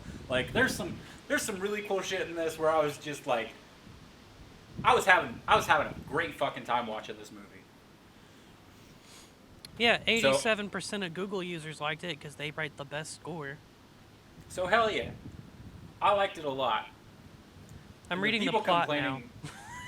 Yeah, the people complaining about it are just too, like, it really is a lot of people who are like, I fucking love Mortal Kombat, I play all the games, blah blah blah. This wasn't. It's like, bro, this is not for you then. It's Obviously, you're wanting every fucking character, and you're wanting to go super in depth on every fucking character that's ever been in Mortal Kombat. A 2-hour movie's not gonna work for you. I'm sorry. Well, you know how long it took us to get comic book fans to not be fucking assholes at a theater? Yeah. Exactly. Mortal Kombat hasn't gotten this kind of attention in a little while, and the people who are big fans of Mortal Kombat are just fucking annoying. Yeah. Like, I don't know. I can't even. I was about to say I can't imagine what I would say at a Smash Brothers movie, but Smash Brothers very deliberately thin on plot. I mean, that's the same with Mortal Kombat. Like, yeah, but I mean, they if have they did about the as Space much Embassy, lore. if they did Brawl like Smash Bros. Brawl, and they did the Space Embassy, they could kind of do whatever they wanted. But they, I would still you could be probably like, do World of Light as well. Like, yeah, I'd watch the shit out of that. within reason. Like, it's kind of the same thing with Mortal Kombat. The fucking story is not the main idea of the fucking thing. It's a fighting game. I kind of want to play it, but I don't want to spend money on it. If I were to buy a new game right now, I definitely want Pokemon Snap. You talking about Mortal Kombat? Yeah, just to pick up another fighting game. I mean, I have Mortal Kombat 10 on Steam. That's true. I have a PC again. I could get it on Steam. Yeah, I got it really cheap, like the deluxe edition or whatever. I think I got for like $10. I don't remember if it was on sale or whatever. Bet it's pretty cheap now because 11's out. Maybe I'll do that next month. Yeah. But yeah, so I recommend that movie. I'm definitely going to watch it. I wanted to watch that, and I wanted to watch King Kong. Oh, yeah. King Kong versus Godzilla. Yeah, Mortal Kombat I think is still on for like 1 or 2 more weeks on HBO Max. So is Birds of Prey. I think that's permanently on HBO Max. I still want to see that. Yeah. That's so much to watch. Yeah? Ugh. I did watch one movie. Okay. Mom was on some kind of Facebook group and saw that they filmed near my stepdad's hometown a little cracker movie called Things Heard and Seen, which is getting... I just looked at the reviews. Mom would be offended. Mom loved this movie. It's got a 56 from the Google users. But yeah, it's on Netflix. It's Amanda Seyfried is married to James Norton, and then they move into upstate New York, little rural town near some Ivy League colleges, and start their life in what is definitely a haunted house. So there's really nothing about this movie that makes anybody want to watch it. So I think maybe people are going to dislike the concept. How do I best describe the plot? Because I feel like the plot wants it to act like there's a mystery and a setup, but there's really kind of not. It's more like an interesting thing to watch, but yeah, I don't know how to talk about the movie. Because I laughed hard at some things that were just goofiness, but it's a very supernatural-driven type of horror film. But the ghosts aren't really the monsters. There's very few jump scares. It's really more about a relationship falling apart and then dealing with an abusive spouse, which there was some filmmaking techniques to try to make you feel confused about who was the villain of the movie, but it gets pretty clear as the movie goes on. Okay. This is real vague. Yeah, so is the title, Things Heard and Seen. Like, this thing, it's like somebody wanted this movie to fail. Yeah. I'm like, it's like at my job, businesses have the most boring fucking names in the world. It is insane. It's like, how do you fucking... There's gotta be businesses that have the exact same name as other businesses. Oh, for sure. I'm all for having a business name that's boring but tells you exactly who and where it is. Like what they do. I tell you, like, the fucking, like, dispensaries and stuff are the only ones that have interesting names. The rest of them all have, like, the word service in the fucking title. It's like, it's just insanely vague. And then slap LLC on the end, or yes, Inc. Inc. Yeah, LLC, Inc. Now, am I going to be, as if we start the video thing, are we going to be blank blank blank productions, blank blank blank media, blank blank blank pictures? I don't know, but that blank blank blank better fucking be interesting. Yeah, penis juggling media, something like that. Yeah, that's interesting. That Clown remember bukkake, that. clown bukkake pictures. Go there. People would remember that. Yeah. But they're not gonna remember like fucking. I can't even come up with. I can't even think of an example because they're all so insanely boring and similar that they just don't fucking stay in my brain. Yeah, how many businesses want to be called Tow Truck OKC? Less than you'd think. It's more like Tow Truck Services LLC. Like, it's even more vague.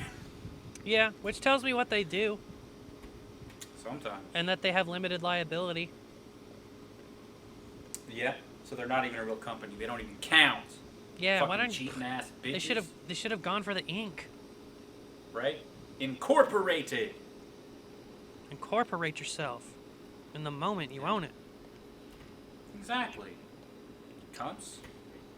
Yeah, so things heard and seen. I really thought I would have something to say about it. It was marginally enjoyable. Rotten Tomatoes disagrees. Marginally. It was a serviceable film. It was a film. I saw it with my eyes. It was kind of boringly shot inside the house. I know what they were going for, but that didn't stop it from being boring. It's a nice house. It's set in the 80s, so there's no cell phones. That's cool. I guess if you want to be a cheater. Marginally enjoyable is the correct way to describe it. Google users give it 56%. Sounds like I won't have time for something that's only described as marginally enjoyable. If you are the most bored person on the planet, this exists. My mom loved it. Maybe check it out.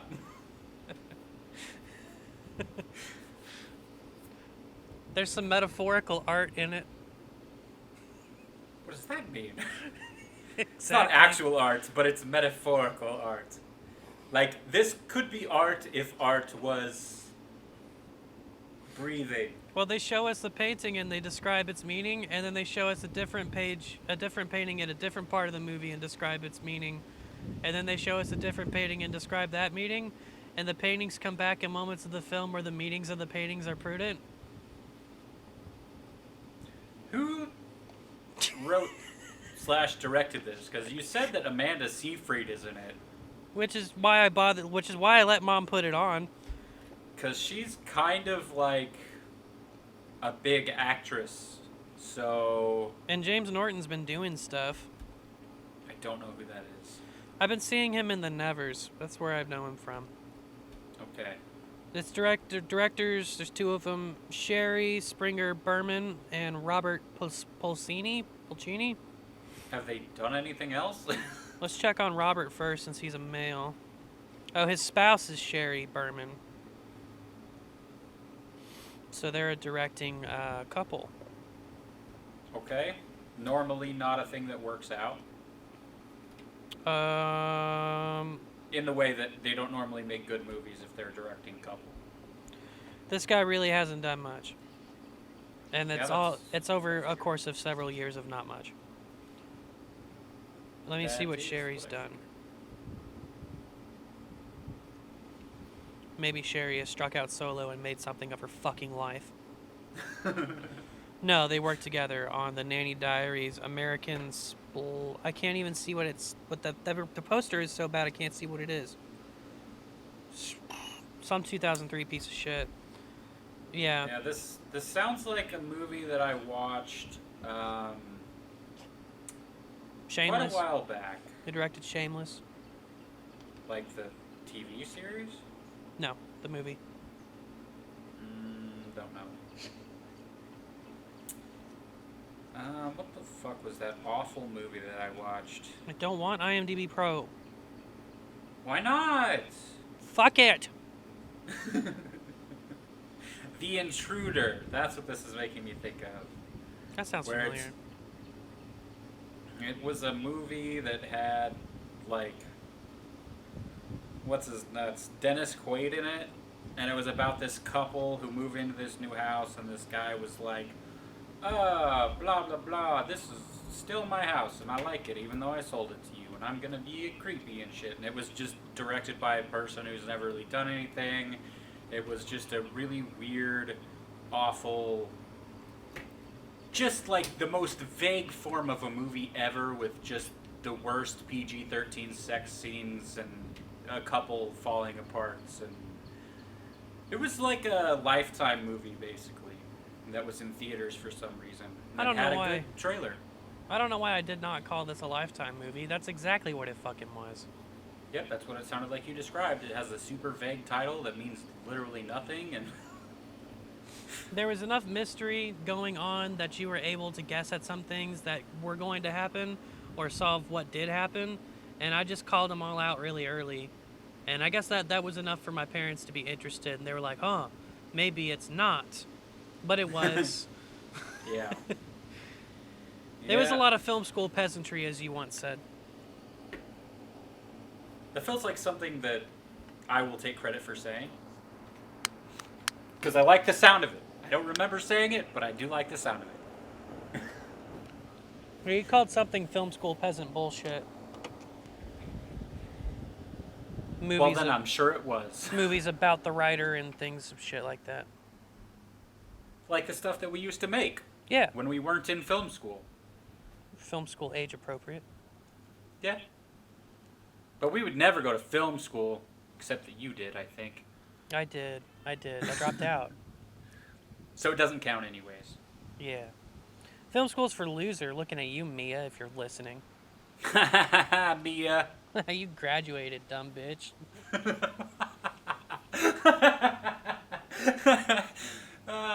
That's hilarious because I wasn't expecting it to go that rough. You dumb bitch. I like a good shock. Yeah, it was shocking. But yeah, so you want to talk about Falcon and the Winter Soldier? Yeah, I do, because I can't remember what the hell else I watched. Really wish I wrote shit down. Yeah, it happens. So, there was like only one episode left to last time we talked, right? Yep. And I kinda was just, I didn't like it that much. I was fine with it. I don't know. I liked a lot of the stuff that they like talked about, but overall I feel like the actual storytelling was fucking trash. Like, it's not the worst, but like, nah, it's pretty fucking bad. Was it his Like, speech? It's not Game of Thrones bad, but no, like the speech thing was a little off-putting at first, but once he kind of got into it, because it felt like there was an episode of Arrow a few years ago where they were talking about gun violence and they just took the most non-informed step for anything and just went into like this vague, like, just, it was too vague to start with, but I feel like, you know, in Falcon and the Winter Soldier they kind of got to the point, but it was still kind of vague, where it's just like, do better, senators. And what? Wait. They didn't... It felt... What's the word? Kind of non-committal a little bit. I mean, yeah. I mean, he did call them terrorists, which was nice. Called the government terrorists. Sure. Like, that was the part that I did like, where he's like, you guys are just as powerful as these fucking aliens or whatever that are destroying everything. Like, and you're choosing to do the same thing. Like, yeah, that's true. but that wasn't like the big issue that I had with this show in general was the storytelling was just not well done. Like, what were they trying to say the whole fucking time? Like, the whole thing with the Flag Smashers, They never. It was like they were doing awful things, and you never. And then just saying that it was sympathetic, like they were trying to. It didn't make sense. We couldn't connect with them. None of their stuff really made sense. What was their plan? What were they actually doing the whole fucking time? Yeah, and Sam's connection to them didn't make any sense either, really. Yeah, and it didn't feel like it ever, like, there were some moments never really connected. There were some moments that were supposed to be impactful that you can tell the storytelling fell apart, and like, we should have given a shit when U.S. Agent broke that dude's head open with the shield. Yeah. And we should have cared that he was stripped of Captain America. We should have felt like that was maybe good, but we felt like, you know, he was just doing what you paid him to do. He took out a terrorist. Yeah, exactly. I don't think he should have fucking been stripped of anything. No, he should have been given a fucking medal. Yeah. Hey, you killed a terrorist. Good job. You killed a super soldier. Yeah, a super soldier terrorist who's been he was part of a group that's blowing people up and lighting a fucking truck of hostages on fire. And then Sam's friendship with Carly didn't make that much sense. And then when Carly died, we were just kind of like, at least me, I was like, okay, finally. Yeah, like, oh no, I feel so unaffected by this. I was kind of like, I guess we're not seeing her later. Yeah, and then fucking Zemo, it's like, why were you even here? What did you do? Yeah, I forgot Zemo got caught. It's like, he's just, what did he do? Like, you could have done anything else that would have made more sense. Like, I wanted to see Zemo do some shit, but it didn't amount to anything. He didn't turn out to be an actual villain or anything. It was just nothing. And then Sharon Carter being the power broker is like a thing that we guessed early on, and then it was not. It's like, okay, so you set up for like season 2 and or a movie in the future, I guess. Like, someone was saying she might have called Dr. Octavius, and I don't know where the hell they're getting that from. Yeah, what the fuck is that information? Like, because I guess he's coming up. Shit up in the new Spider-Man movie. He's coming up. All right. Possibly. Well, I'm ignoring all that stuff, so that means nothing to me. Yeah, I don't want to find. That's not Dr. Octavius's story. He builds his own shit. He's his own super scientist. He doesn't need Sharon Carter stealing technology for him. That's stupid. Yeah. But, like, overall, like, that's the thing that bugs me more than pretty much anything else when it comes to movies and TV shows. The reason why I hated the last Star Wars movie so much, the reason why Game of Thrones fucking just fizzled out super hard, is because you take all this stuff and you're, like, set up a whole bunch of cool shit at the beginning, and then you just rush the ending. And then don't have any kind of satisfying payoffs for like anything. It is a bit of a wet boner. Yeah. Yeah, cuz like I like that they touched on like the Black Captain America thing and the racism in America and all that shit. Like, that's good stuff that should be touched on. But the fact that they had to handle all that with such kid gloves, with it being, you know, a Disney thing and all that, like, it really kind of took away from that. Isaiah Bradley was cool. They could have done more. I agree. Exactly. They could have, if they hadn't had 3 or 4 different storylines going on that they had to kind of try to satisfy by the end of it. Like, the Flag Smashers thing is so unrelated to the Isaiah Bradley thing. And then the fucking John Walker thing as well. Like, they don't really connect super well. It's like 3 completely different stories. And then Bucky, what the fuck was his story arc? Yeah, he was At the end, he finally fucking apparently told the dude that he killed his son, but, like, we didn't get to see any kind of reaction to that. We didn't get to see any of the emotional anything for that. They just cut away. And I wanted a White Wolf moment. I wanted him, he never got to, he has this new mantle he got in Wakanda, and we're not going to get to see it. Yeah, and then at the end when they're like Captain America and the Winter Soldier, it's like, why not all White right, Wolf? so he's still the Winter Soldier then. Like, Yeah, there was a lot with this show where it's like, which, you know, I feel like really supports the whole having to have done rewrites and shit. Because it is such just awful storytelling. And that's the thing, like, I didn't expect a lot from this show.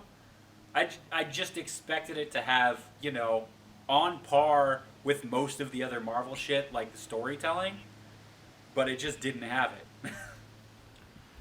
Yeah, I was still happy to watch it, and I still might watch it. Well, I don't know if I'll watch it again, because when I think about it, I think of a lot of people like pointing guns at the ground and running in the rooms and stopping to talk, and then maybe a fight, and then maybe I won't see it. I probably won't watch it again. I don't know. Like, and then like the whole thing with John Walker at the end, where he's just like, "Yep, I guess we're friends now with all these guys." It's like, and then they had the ending for him where he became U.S. agent or whatever, and it's like this feels like kind of counter to what he. Like, I'm just confused because I don't understand what they're trying to do with him at all, because they're like, he's a villain, but you know his last interaction with Sam and Bucky and everything, they were on the same team, but he was also fired from being Captain America, even though it was for a weird reason that doesn't really make sense with the narrative that they're trying to tell here. Just inconsistent. Yeah, maybe they should stop making these in 6 episodes. I know they cut 2 episodes out, but I mean, that makes sense. maybe these should be 12 episodes instead of 6. I mean, they should have just figured out the story that they're trying to tell, because I feel like if they had just changed it. Hang on a second. I feel like if they just. The John Walker thing, I feel like fits really well with the whole Black Captain America situation. That whole thing, touching on the whole racism thing and all that, I feel like that works really well together. I feel like the Flag Smasher thing feels so completely different. It feels so completely disconnected. If they had just like gotten rid of them and just had a much simpler villain situation where you're seeing, here's Captain America the way they should be, and here's Captain America the way that, you know, the U.S. government thinks it should be or whatever. Like, I feel like that makes a much more interesting story, but they're just trying to, there's just too much there that is at odds with each other. Too many fucking hats on this thing. I was about to say, where are they going to get a good villain, but they had Zemo. Exactly, they had could have Zemo. done cool shit. And even if they just cut Zemo, which, you know, whatever, they could have cut out Zemo. We wouldn't get to see the Wakandans again, but nobody expected them anyway. But Flag Smashers could have just been a go beat 'em up villain. Like, at the end, they weren't important anyway. Yeah, and the fact that they kept trying to say that, they're not bad guys, it's like, they are literally fucking murdering people. Like, they are terrorists. They are fighting for something that I don't agree with. I understand. Like, that's how terrorists happen. Their cause is relatively sympathetic. Exactly. Like, that could have been a season 2 situation. Or they could have just been the villain, because how the U.S. agent handles this sympathetic terrorist organization and how Captain America might try to actually solve the problem would separate Captain America from a U.S. agent. That's true. But then we don't need Zemo. Yeah. And why even go to Madripoor if we're not getting a fucking X-Man? And they just wanted to bring Sharon Carter in for some reason. Like, there's so much shit that they just should have cut out. And just, like, focus the story. Yeah, because now if I see these things in the movie, like the power broker becomes important in the movies, I'm going to be like, just do it on the main screen if we're going to have to put up with this. Yeah. Yeah. I definitely liked WandaVision more because it stayed consistent with what it was. And I expected much more out of WandaVision and was still much more satisfied than I was with this. Yeah, I do consider Scarlet Witch to be a bigger character, despite that Falcon is Captain America now. Yeah, which apparently they're doing a 4th Captain America movie with him now, so I'm down for that. I like the At least Winter Soldier and Civil War were both great. First Captain America, I just don't remember it for shit ever. I watch it and just don't remember it. I remember it having much more of like a visual identity than most of the other MCU films, which I enjoyed, but it's just not story-wise something that sticks out to me a lot. I like Anthony Mackie, and I like to see people huck that fucking shield at people's heads. That's nice. Yeah, yeah. And I would also like to see fucking Bucky actually get some kind of something, because I do feel like he got really short-shifted in this fucking show. There is the storyline of everything that happened in Wakanda. Yeah. Why does he get to be White Wolf? That's a whole story. That's true. I hate that they fucking rushed over his whole thing, because he did straight up, like, had his notebook fucking crossed out or whatever at the end. It's like, what the fuck? You're just gonna skip this whole huge important fucking thing? They touched on it in dialogue. All those people were the people he was villains with. He hasn't made amends, blah, blah, blah. And then yeah, I don't know. Yeah. Not my favorite. I had fun with it. Now that I look at it, I understand why and where it was trash, but I still enjoyed it. Yeah, I mean, I didn't hate it. Like, it's not fucking Rise of Skywalker or Game of Thrones season 7 and 8 to me. Like, it's not that bad, but I was pretty fucking disappointed by this thing. I may never see the new Star Wars movies. Nah, you're not missing anything.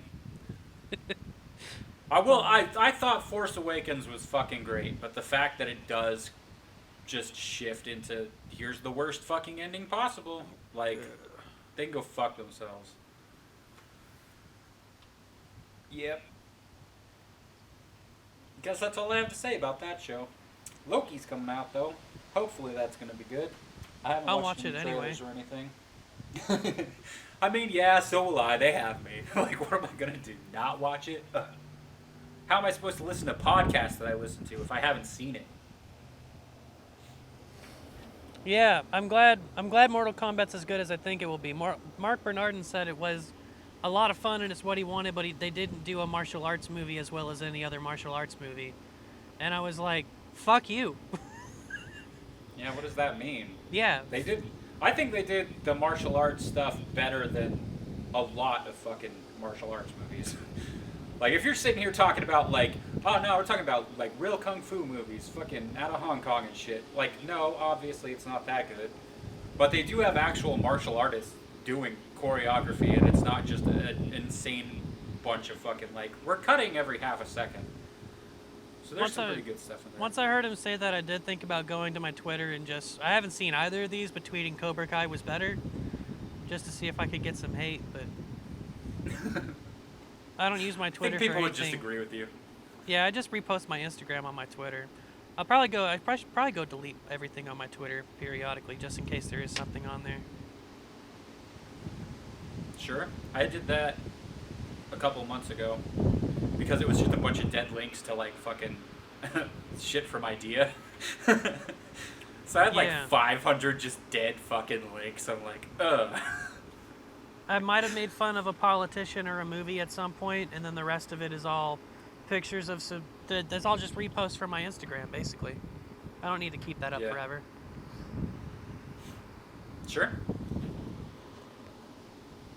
But that's all I watched.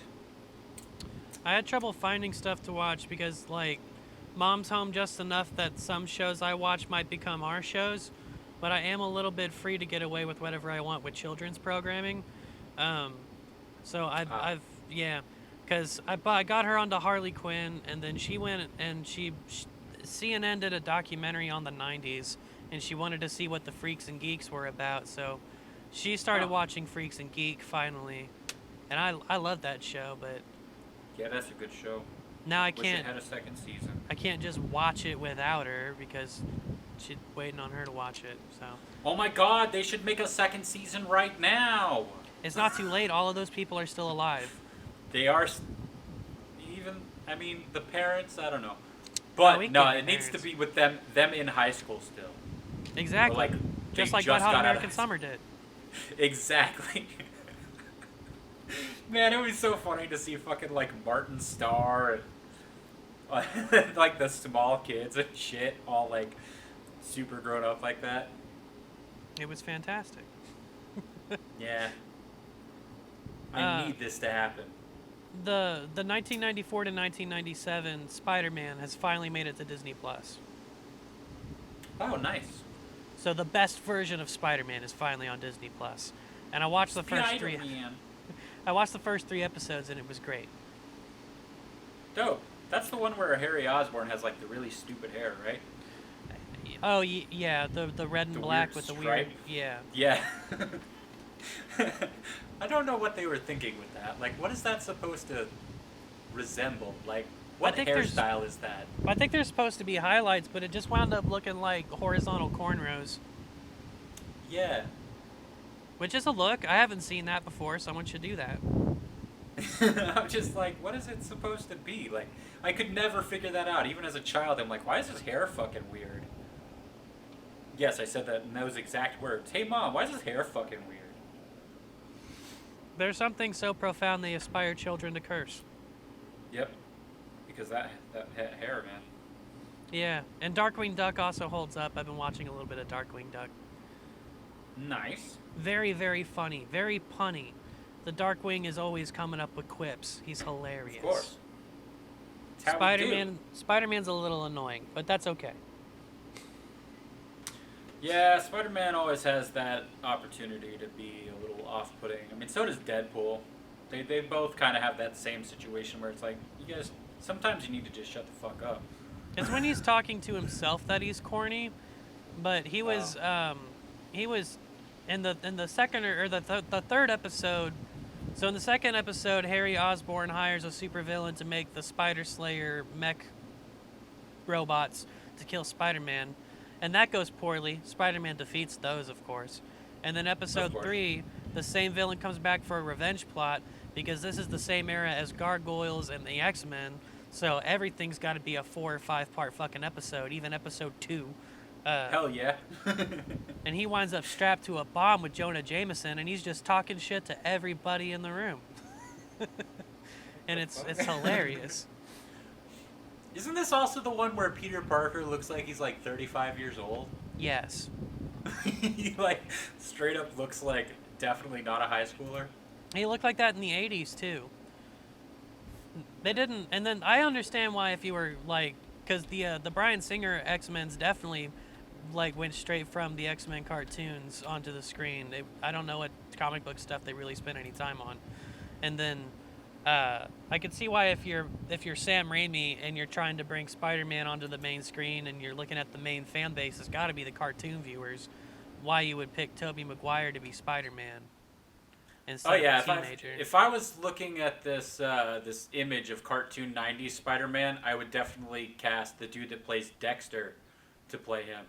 Yes, actually. He does look like Michael C. Hall. Yeah, 100%. Yeah, Spider-Man's a Jack Daddy in this one. Even his suit, they're always drawing little muscles on him. Oh yeah. He's got to be muscly. You gotta get the girls' attention too. We've gone with scrawnier Spider-Mans now. They're all little wimpy kids. But Spider-Man That's because they're finally following canon. Spider-Man has several times been a jacked boy. He's been like a little athletic. Yeah. I mean, fucking Tom Holland is ripped as shit too. Like. Yeah, he is. That kid can fuck. He's not Efron, but you know. Yeah, I mean, a handsome lad. Haven't really seen Efron since 2016. Who knows? Maybe he's fat now. Some other comedian some comedians have been taking notice of Zac Efron's hotness. I feel like calling Zac Efron really hot is my thing. That's my bit, right? Yeah, we have videos of that where we just swoon over his abs. Yeah. But you definitely initiated it. Been saying sexual things about this kid for years. This kid.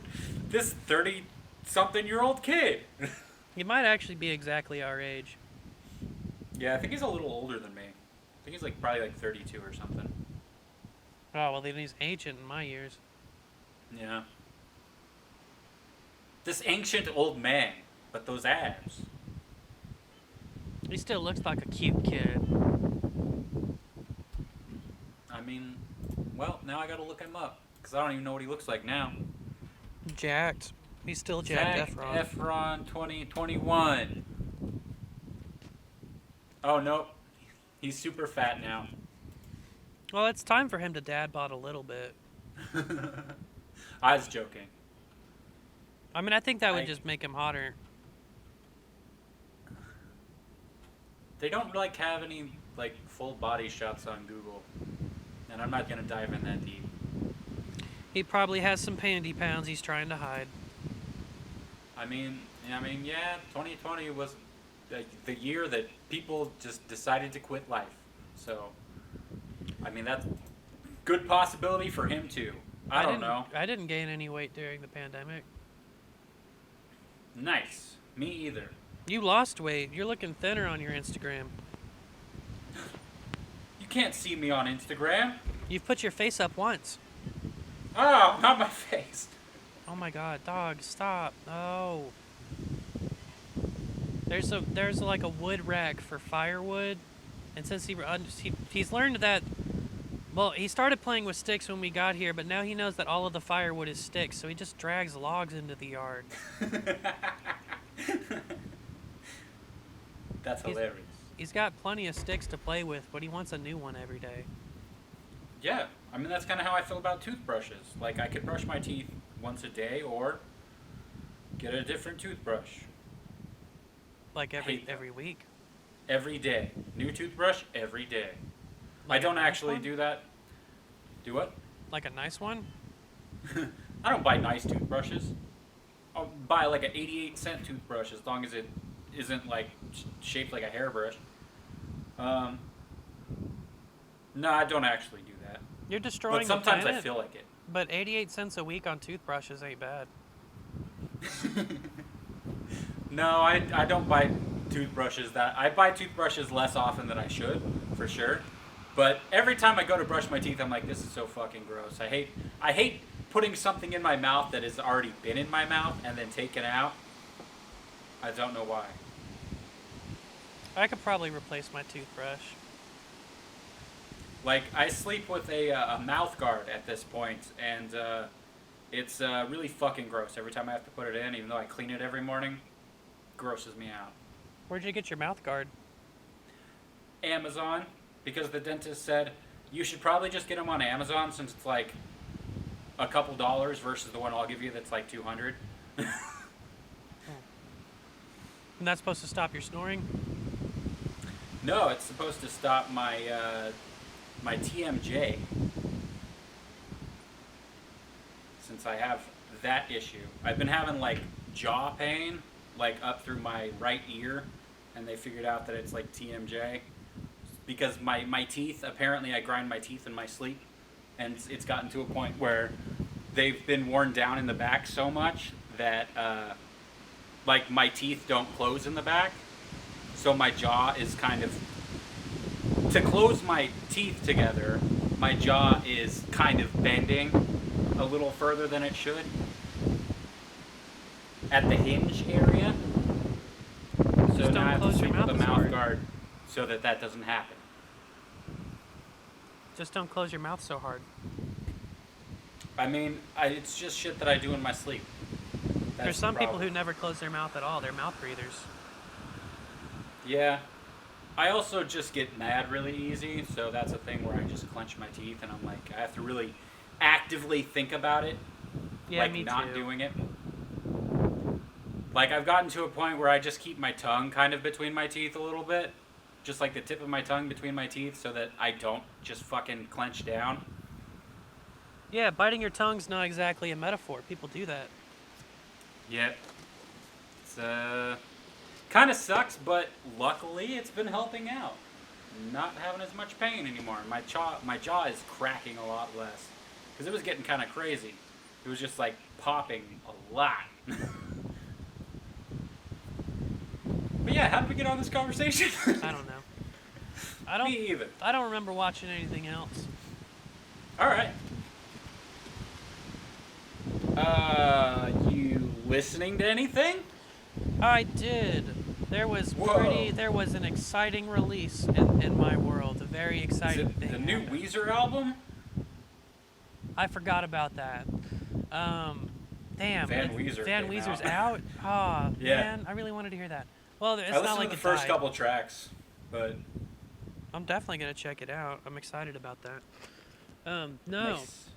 So in January, but it's not unusual for Jeff Rosenstock to put out a meme joke. Like, he went into Adobe Illustrator and made an American flag with 420 stars and 69 stripes. He just does funny shit sometimes. And then he put out in January-ish, he put out a little Photoshop job for his album No Dream, but this time it was Ska Dream, and it was covered in checker patterns, and there was a couple skanking on top of the melting house. And then on 4/20, the day that I got my vaccine, they dropped it. It's a real album. They covered the entire album. The entire No Dream album is now also a ska album called Ska Dream. That is amazing.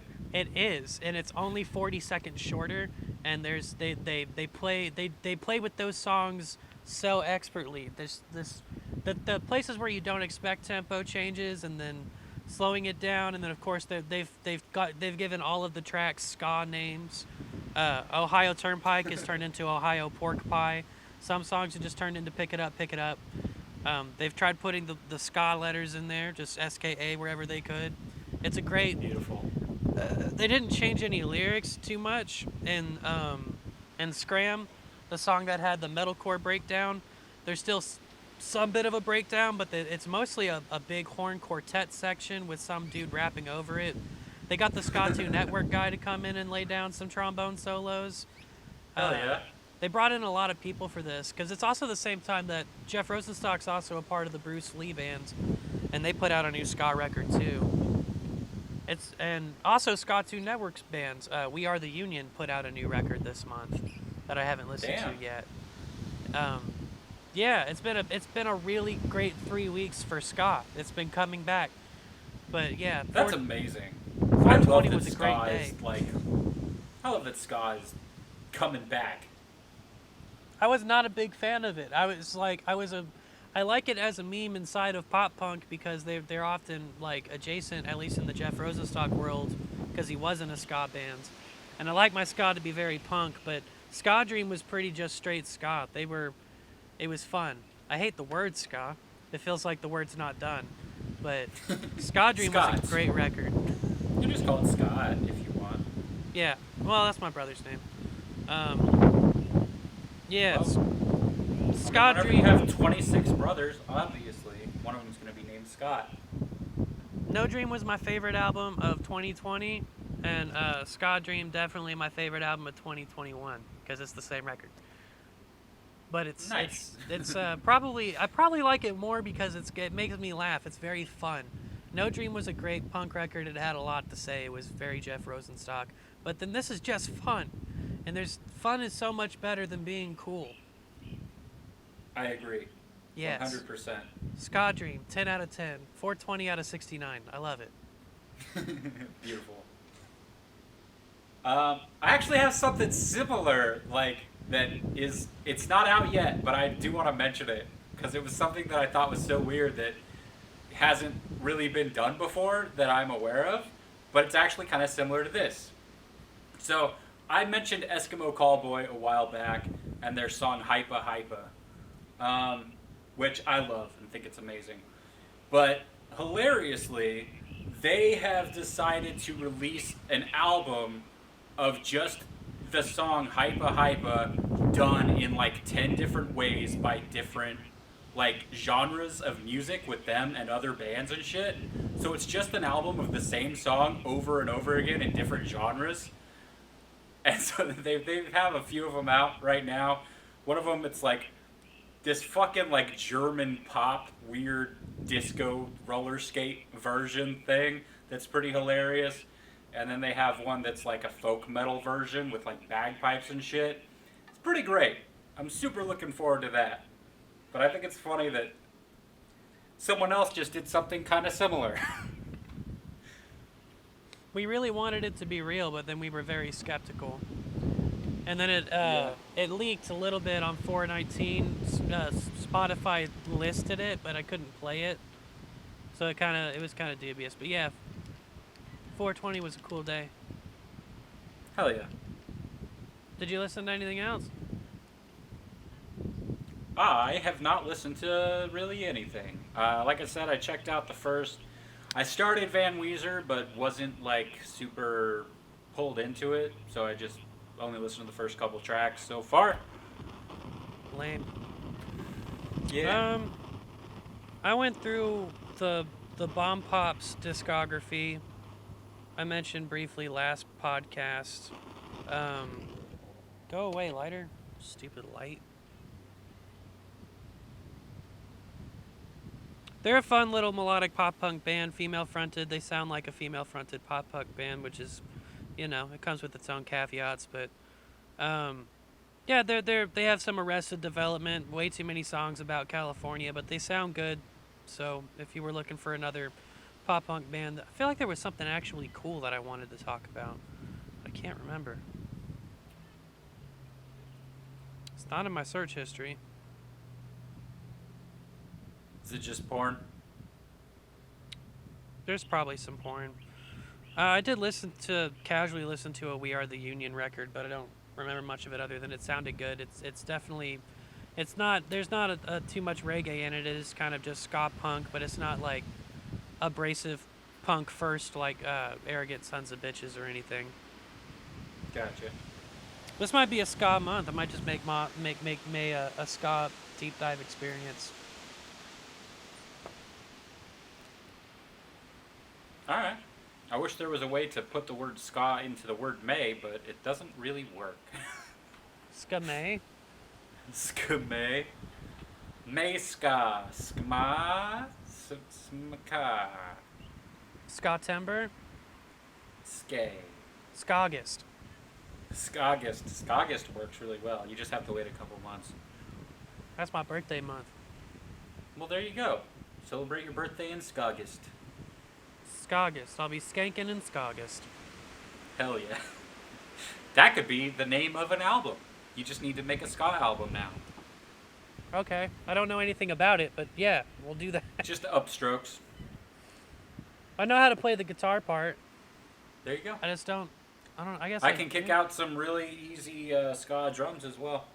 Send me some drum tracks and I'll do a thing. Okay. We'll have Arthur on backup vocals. There's a dog barking. Yes. It's easier to get him to bark than it used to. He likes to chase the things in the yard. There's a fucking armadillo. Like an armadillo comes through here, and armadillos are very, very nearsighted, but they're surprisingly spry when a dog is chasing them. Like, they'll do some sidestepping and shit. He just wants to play with them. It's the same thing as the kitty. He just wants to play with the kitty, but the kitty runs, and the dog chases if something runs because he's a dog. Yep. Yeah, there's also a fox that walks through here. There's allegedly a possum. I don't want to see the possum, but damn, son, the only wildlife I have around here is like wasps and flies and maybe a couple spiders. There's some birds that like to shit on my car a lot. There's quite a bit of woods nearby. We are close to 2 highways, but far enough that we're wooded. The neighborhood's got a lot of space in it, so we do get some wildlife. Well, that's cool.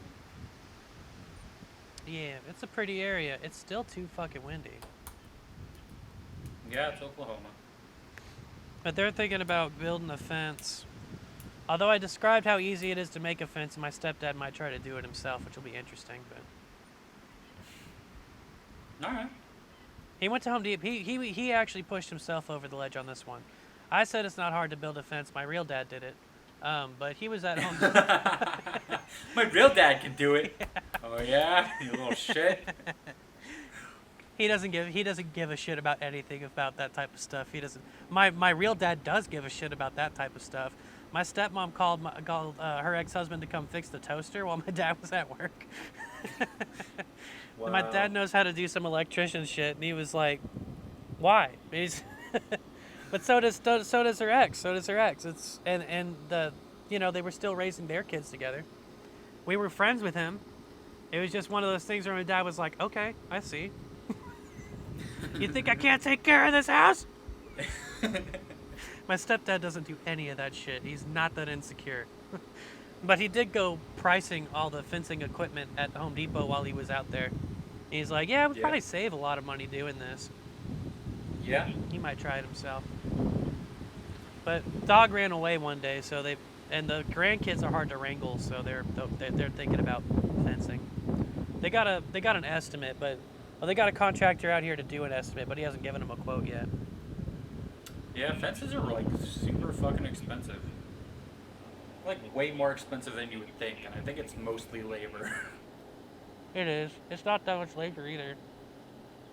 Yeah, well, they apparently think that their labor is worth a lot. It'll probably cost between $2,000 and $5,000 to have a contractor do this, but it only costs like $500 to do it yourself tops. Yeah. Sounds about right.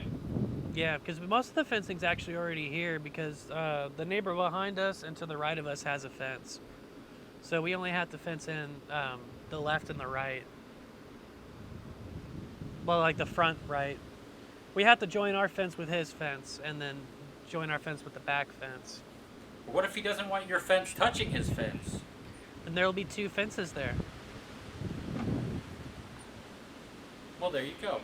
Which is fine with me because their dog's outside all the time and my dog's outside all the time. And if the dog's going to be outside while I go, like in June, the parents are going to go on a road trip and I'm going to go pick up all their free play. And they want me to leave the dog outside in the fence. I don't want... I'm fine with there being extra fence between their dog and my dog.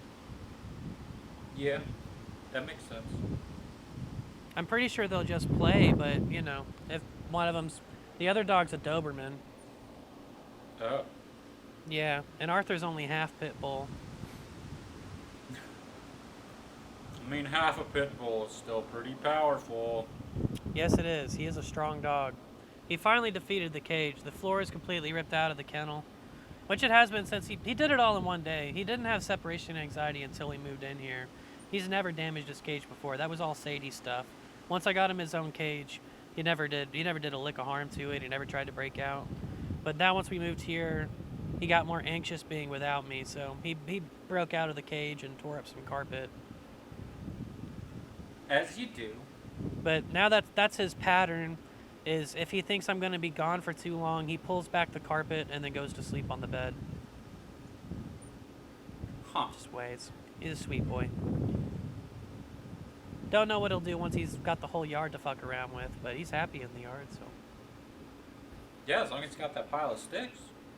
He's got all the firewood he can disorganize. He's got his food. He's got toys out here. Plenty of space to run. He's got chairs that smell like my farts.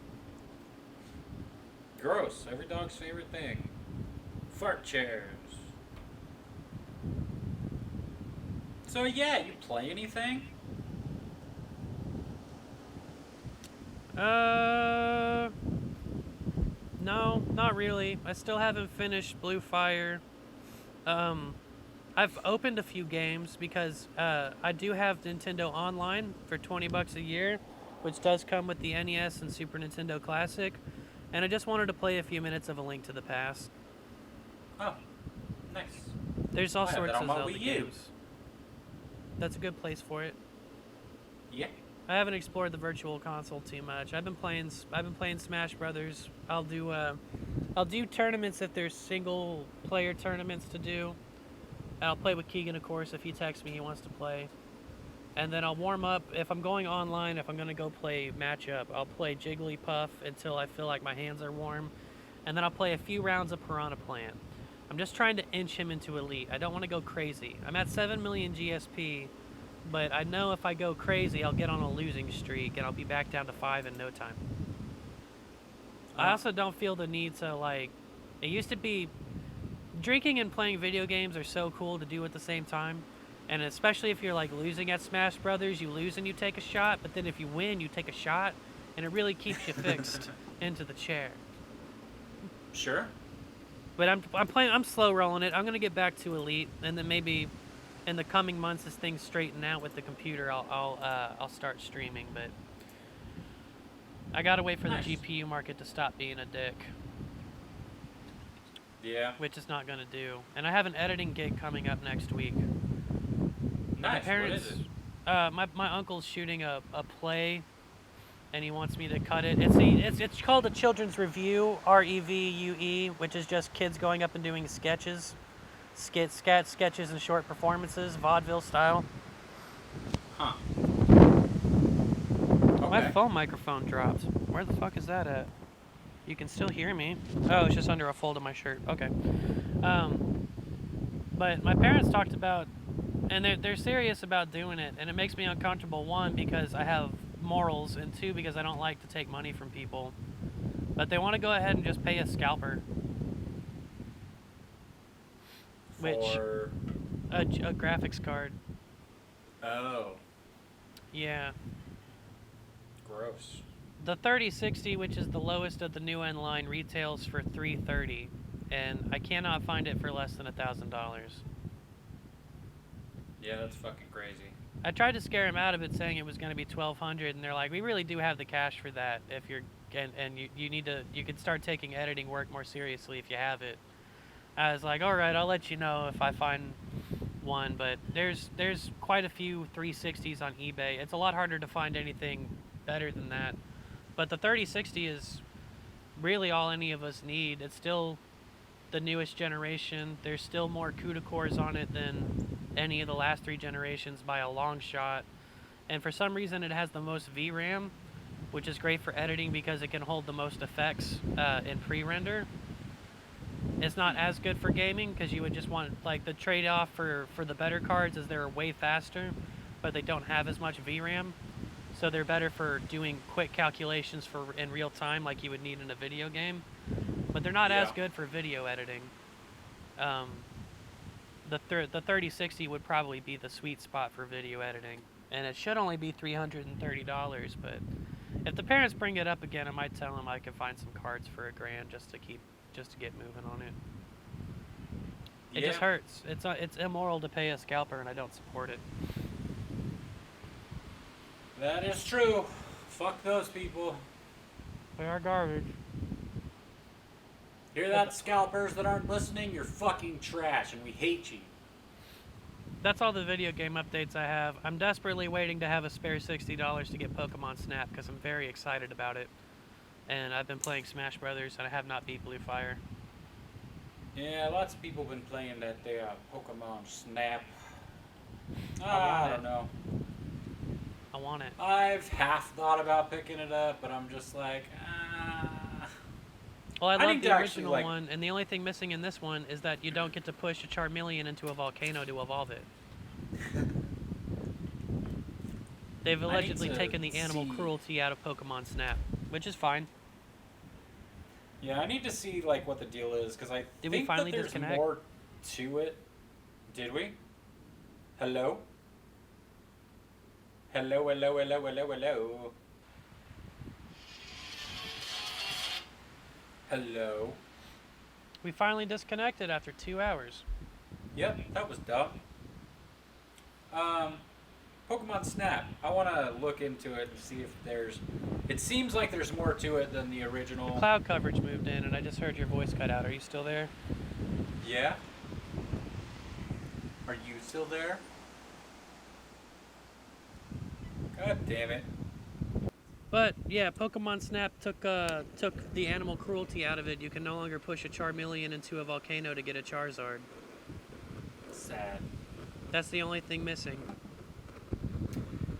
Yeah, I've seen like thumbnails and shit of people playing it. I feel like they've added more to it than the original had. So I'm gonna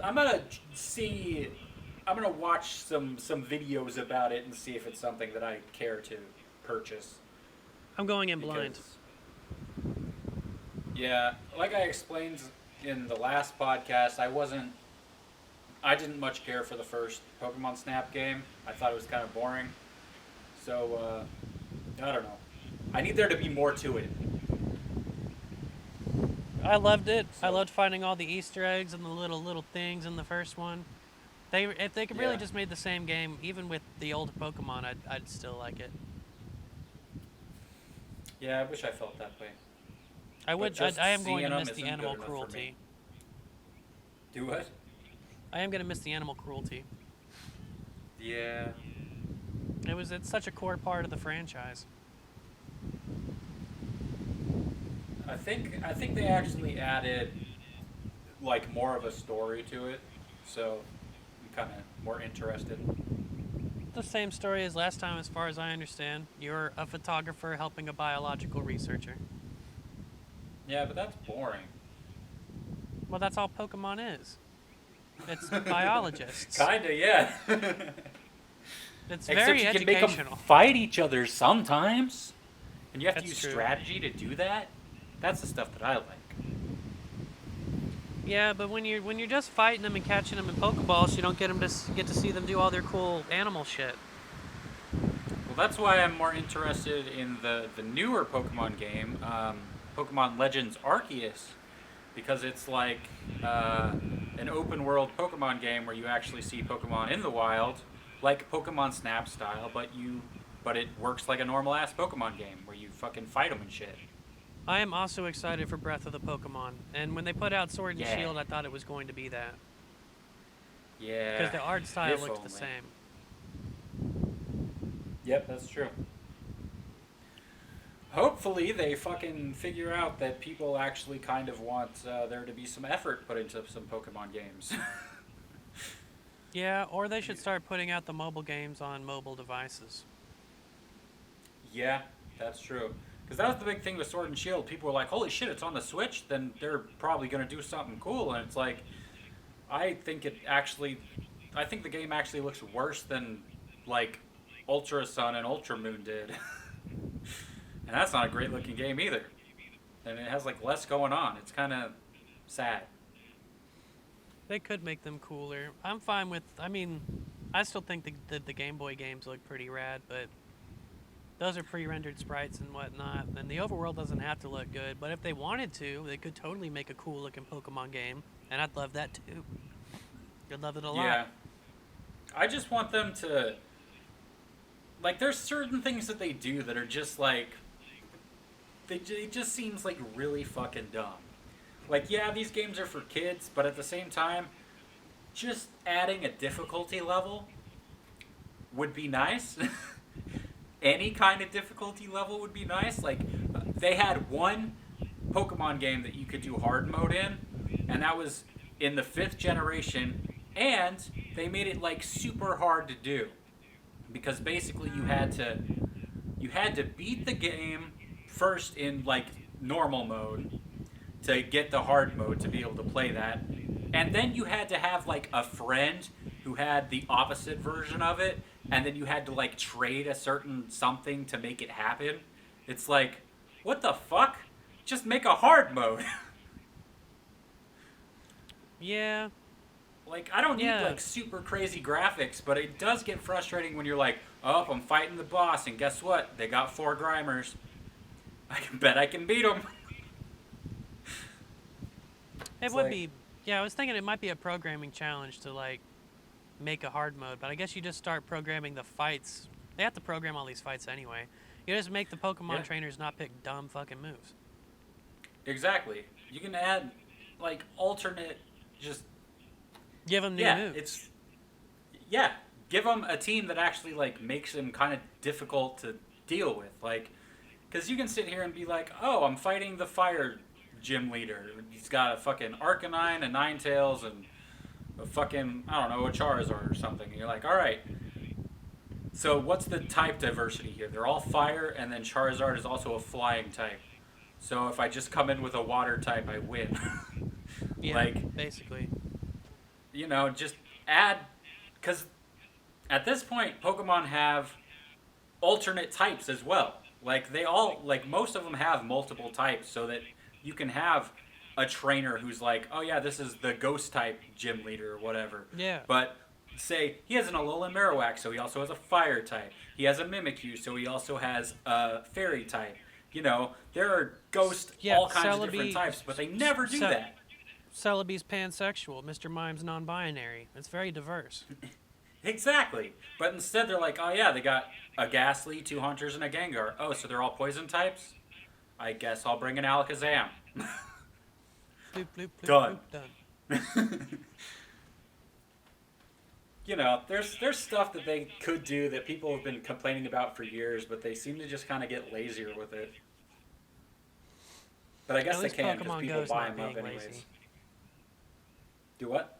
At least Pokemon Go is not being lazy. I don't know. What are they doing now? I haven't been playing. I'm not sure. I'm in the middle of nowhere now, so... I fight the Team Rocket balloon a few times a day. Catch the one Pokemon they give me for free. That's kind of it. Yeah, sometimes I'll pop an instance to do challenges. Like, the thing that sucks is the things that I'm interested in doing on there all require, like, you have a group of people. And it's like, I don't have a group of people. So, you know, trying to do raids, get legendaries, do anything like that, it's like, I can't. Yeah, not being able to do raids does suck. Yep. So I haven't played it in, like, I don't know, a couple months. I think I've opened it once or twice because I kept getting a notification that an egg was hatching and it was bugging me. And it's like, cool, it's fucking stuff that I already have. Alright. Well, the Team Rocket fights give you 12k eggs now. Yeah, but is there anything good coming out of them? Last 12k egg gave me an Absol. One of them gave me a Gibble. Oh, that's cool. Yeah, I saw that the community day that's in a few days is Gibble. That's June 6th. Okay, so not a couple days, a couple weeks. Yeah. Yeah. I'll be playing. I saw that and I was like, oh. I do all the dailies I can. I just can't really get to a gym or a Pokestop. The gym closest to my house is at the edge of the neighborhood, and I don't get cell signal there. So I can't do anything. Yeah, I'm just like, you know, I've had my Gabite as my buddy Pokemon for probably pretty close to a year now, trying to turn it into a Garchomp, and now I just didn't need to do that at all. I probably would need to call T-Mobile and see if they could, like, change my tower or something. Because there's a Metro PCS right up the road. I should be, like, I don't know why they would sell that here if T-Mobile towers aren't out here. But maybe there's a closer T-Mobile tower. Yeah, you'd think after having the phone here for long enough, they'd be like, oh, we should change your home tower. But maybe there's one closer that they're not using that I could text them about. Yeah. If that's even a thing you still do anymore. I don't even know. It's an interesting thought, though. But yeah. So I have played a couple games. What? I picked up Dragonball FighterZ because I've been wanting it forever, but it's like $60-something, and then on Switch they had it for like $10, so I was like, hell yeah! Oh, so I finally got that. Yeah. I really realized how much I fucking hate tutorials, though. It's the most annoying bullshit in the world. I would want one. Like, well, yeah, I mean, I don't mind having a short tutorial, but, like, I'm playing the story mode on Dragonball FighterZ, and it's, like, fucking 3 worlds in, and there's still fucking just, it's tutorial battles over and over again. I'm like, bro, fuck off. This is like... That's unnecessary. Yeah, it's like having you do these big-ass battles, or battles that should be big, and it's like just teaching you how to do shit over and over again. It's like, I don't... Just let me fucking do my shit. Just let me fight these guys. This is so annoying. And it's like I've put over an hour into the fucking game, and it's still tutorials, and I'm like, alright, I'm gonna just put this down, and we'll see if I ever pick it up again.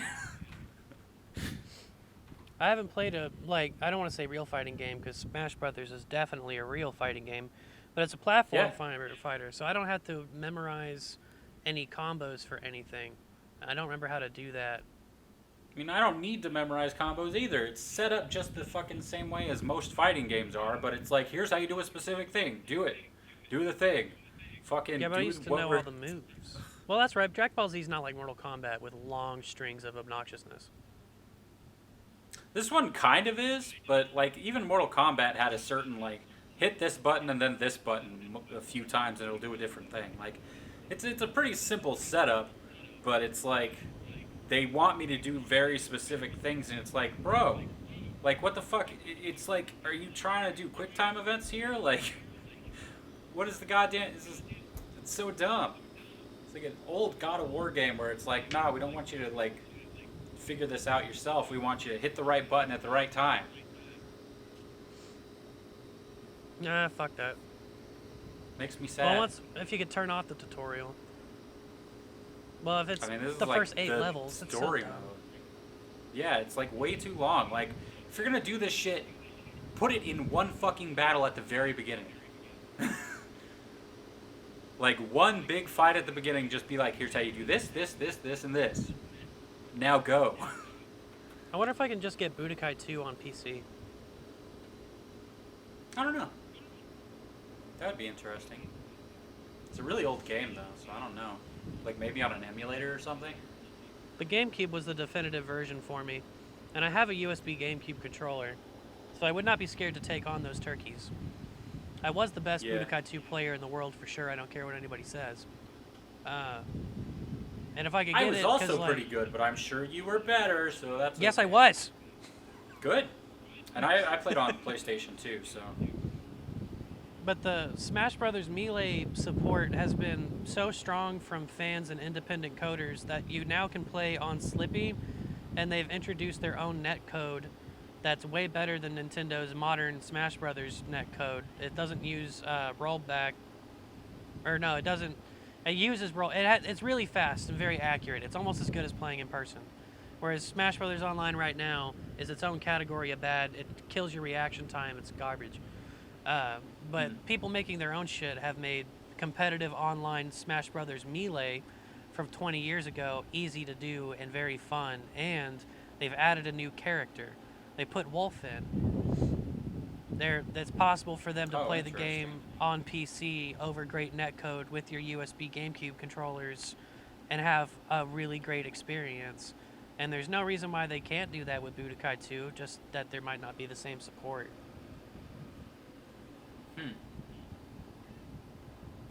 Yeah, I don't know if people feel the same way about Budokai 2 that you and I do, but the fact that we randomly do feel that way, that Budokai 2 is in fact the best Dragon Ball Z fighting game, period. I think my copy's at John's house. There's no way I sold that. There's no way I got rid of Budokai. Yeah, I used to play it at my friend's house when I was in like 7th grade, 6th grade, something like that. And then I had it for a short amount of time before my brother sold our PS2 randomly. So yeah. Lame. But I loved that game. Me too. I'm really hoping that this one, like, there's so much to this game, but it's like, I'm by myself, I want to play through story mode.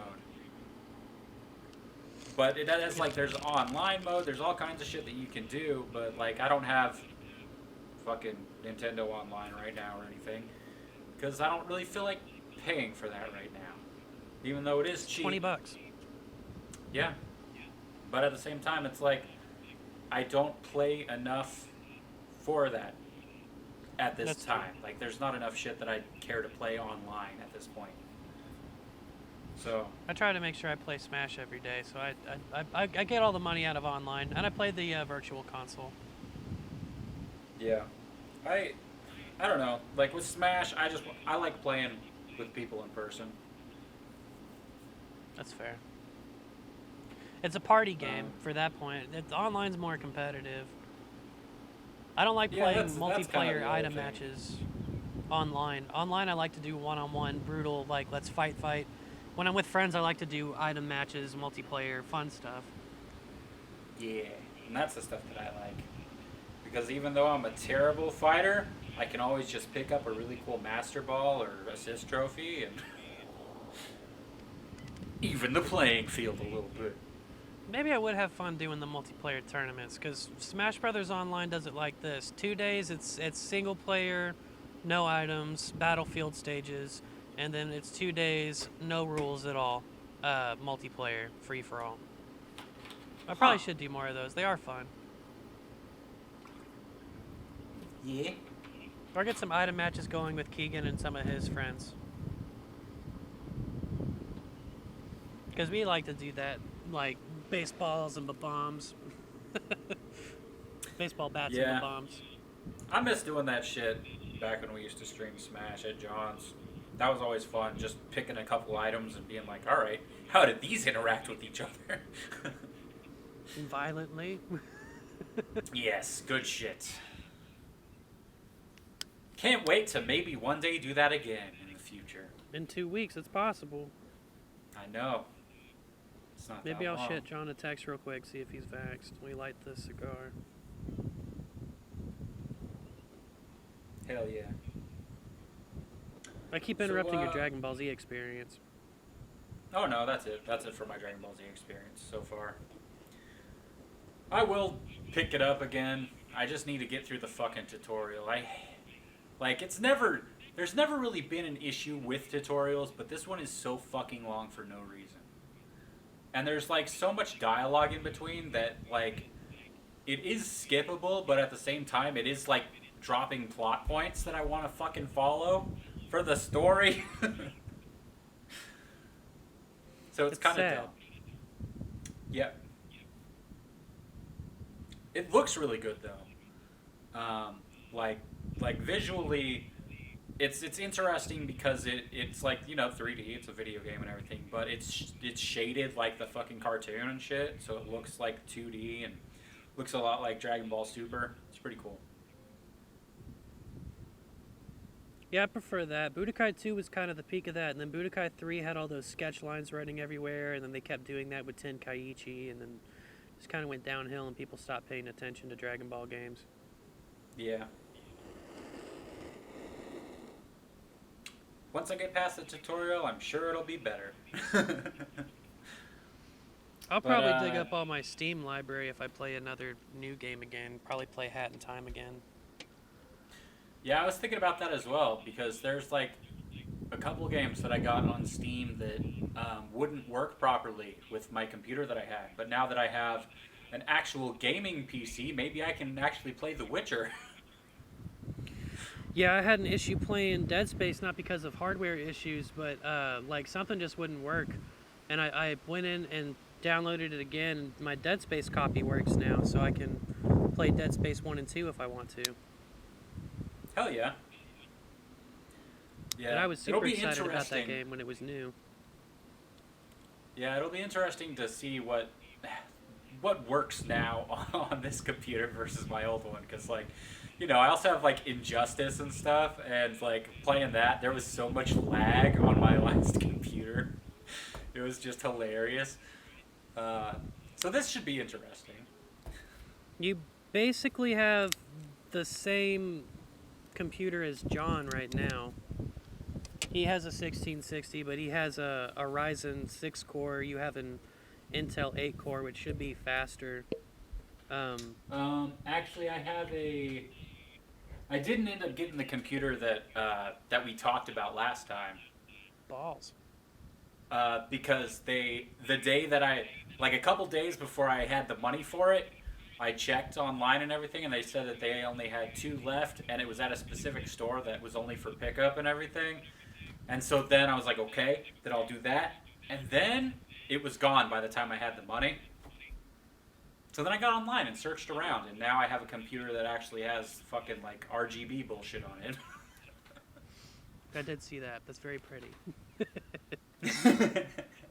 Yep, not something I necessarily wanted. But, you know, it's not bad. Okay. I'm sorry, you repeat that? I said, didn't necessarily want the RGB thing, but, you know, I don't regret it. I've always found it pretty cringy, but, you know, it is fun to look at. So yeah, I got, like, a Ryzen something or other. I thought it was cringy, too, until when I was buying a new power supply just to test out if I could get the old rig working, it was the same price to get RGB, and I was like, yeah, sure. And then I turned it on, and the bottom of my case glows. And then I bought my Asus motherboard, and it has some built-in RGB that just kind of does this aurora effect, and I enjoy that. And I'm thinking I might go ahead and tart it up, because probably in the middle of the summer I'm gonna upgrade my RAM hardcore, and I might as well go ahead and get some RGB sticks. Yeah, I have like 4 slots for RAM that only have one thing filled. Well, when I upgrade, I can send you my extra sticks. Oh, okay. Because I'm trying to go. If I'm upgrading, if I'm spending all my disposable income future-proofing the computer, I'll probably get 30. I'm gonna go hardcore. I'm not gonna go crazy, because like 64 gigs is not unreasonable for editing. 32 gigs is kind of needed. I have 16. I have 2 8-gig sticks right now, which is totally serviceable, and especially with the GPU would be fine. But if I'm taking on projects for money, I feel like I should prepare for anything that could come my way, but it's not. Yeah. It's not been. It's not going to be. I think most of the projects I'm going to get are relatively small, so it won't demand much computing. Regardless, I'm gonna try to hit 128. Like, whip out Maya or something. Nah, but regardless, I want to. I'm gonna try to hit 128. I'm definitely gonna get to 64 with 2 32 gig sticks, and I might as well make them RGBs because they don't cost anymore. Yeah. I also thought about going with the liquid cooler, but I've decided just for the RAM clearance, because my big ass CPU fan is kind of obstructing my RAM slots, and it's hard to install a 4th one. But I don't know, the performance. There's debate about the performance issues, but regardless, an air cooler puts air around the connections running to the CPU and keeps them cool with incidental air, and with a liquid cooler you don't get that. So I might stay where I'm at. I like my cooler. It's just seated crooked because I'm stupid. I'm pretty fond of my new computer. I like that I have this window here where I can just look in and see everything. It's nice and spacious. Got like 4 fans. You could see a fire if there was one. Yeah, if there was one. It's very spacious. There's glowy shit. Yep, and the glowy shit. We used to do a lot more than I think. Like I'm getting nervous getting ready to start editing again, especially for money. Like I don't remember how to do any of that stuff. But I feel that way every time I'm about to start stuff, and when we think about it, I actually done quite a bit. Yeah. Like we're not young birds. We know some stuff. We've proven just it. Just because we don't have anything that we really like to show off. Which is kind of whack. There it is. It's new editing. I mean, it's like David F. Sandberg says kind of the same shit. Like Pony Smasher talking about how, you basically just hate the fucking thing. You feel like you want to kill yourself, and then... Yeah. That's with everything. So he has a Ryzen 7 and a 1070. So he's the same generation. He's one step up. Okay. And as far as Ryzen 7s are still... He's got an 8-core. I think Ryzen 5 is 6-core. I believe that's right, yeah. Yeah. Just from looking at the... So you've got the barely one step down version from what he's got. But basically the same. Well, that's fine by me, as long as it lasts me, 5 to 10 years. His shit still performs really well. And if you did wind up, dog, you know who that is? He's just carrying chairs. Yeah, but that makes it scary. Kinda. But when that market cleans up, then you can upgrade that system pretty easily. You just put a new GPU in it when the market's not doing what it's doing. Because 1060 is still a relevant graphics card. They're just like hard to get your hands on, and they would be as expensive as a new one, just because of what scalpers are doing. But yeah, that'll get you 5 or 7 years out of it. I think it was a good investment. I'd be more interested to hear your progress once you got to do some projects on it. Well, I exported a thing earlier today, and it seemed to go by much quicker than normal. And I had to. I sped up some footage, so I decided to hit the enter key, make it render out and everything, and that happened like really quick, so that was cool. Anyway, so that's all I had for games. I got one more. Okay, I go. started my Pokemon Crystal Nuzlocke, and I definitely like Pokemon Crystal a lot more than I expected to. Crystal's probably my favorite. I do if I go back to a Pokemon game, I'll usually do Ruby or Sapphire because I feel like the mobility, they have more like bikes and boats and shit, but Pokemon Crystal had my favorite places to explore for sure. Yeah, I've played both Silver and Gold to different extents, but like I played Silver back in like 2001 and only played like part of Gold like I don't know 5 to 10 years ago. So it's been quite some time, and I just did not expect that I would like it as much as I did, as much as I have so far. I'm 4 gyms in. However, I did lose my Nuzlocke already before the first gym. And you were saying these games aren't hard enough. Well, the reason why I lost, it was really dumb, because the levels are so stupid in this game, where it's like, oh yeah, the first gym leader, his ace is a level 9 Pidgeotto. It's like, he's not even in the double digits. So I accidentally, because I didn't realize that the levels were so low, I leveled up my Totodile to level 10, which made it so, rule-wise, I couldn't use him in the first gym. And the only other Pokemon that I had was a Hoppip and a Bellsprout that were both weak to flying, and the Hoppip doesn't even get a attacking move until like level 15. And so why can't you use Totodile in the first gym? Because he got to level 10 before I realized that the highest level in the gym was a level 9. So rule-wise, I didn't use him because... Are you not allowed to overlevel? Yeah, that's part of the rules. Trying to make the game hard. Trying to have to use strategy that isn't just, fine, I'll have a more powerful Pokemon. That was actually going to be my strategy, was to power level. I don't think I'm going to do a Nuzlocke. I think that's probably too hard for me.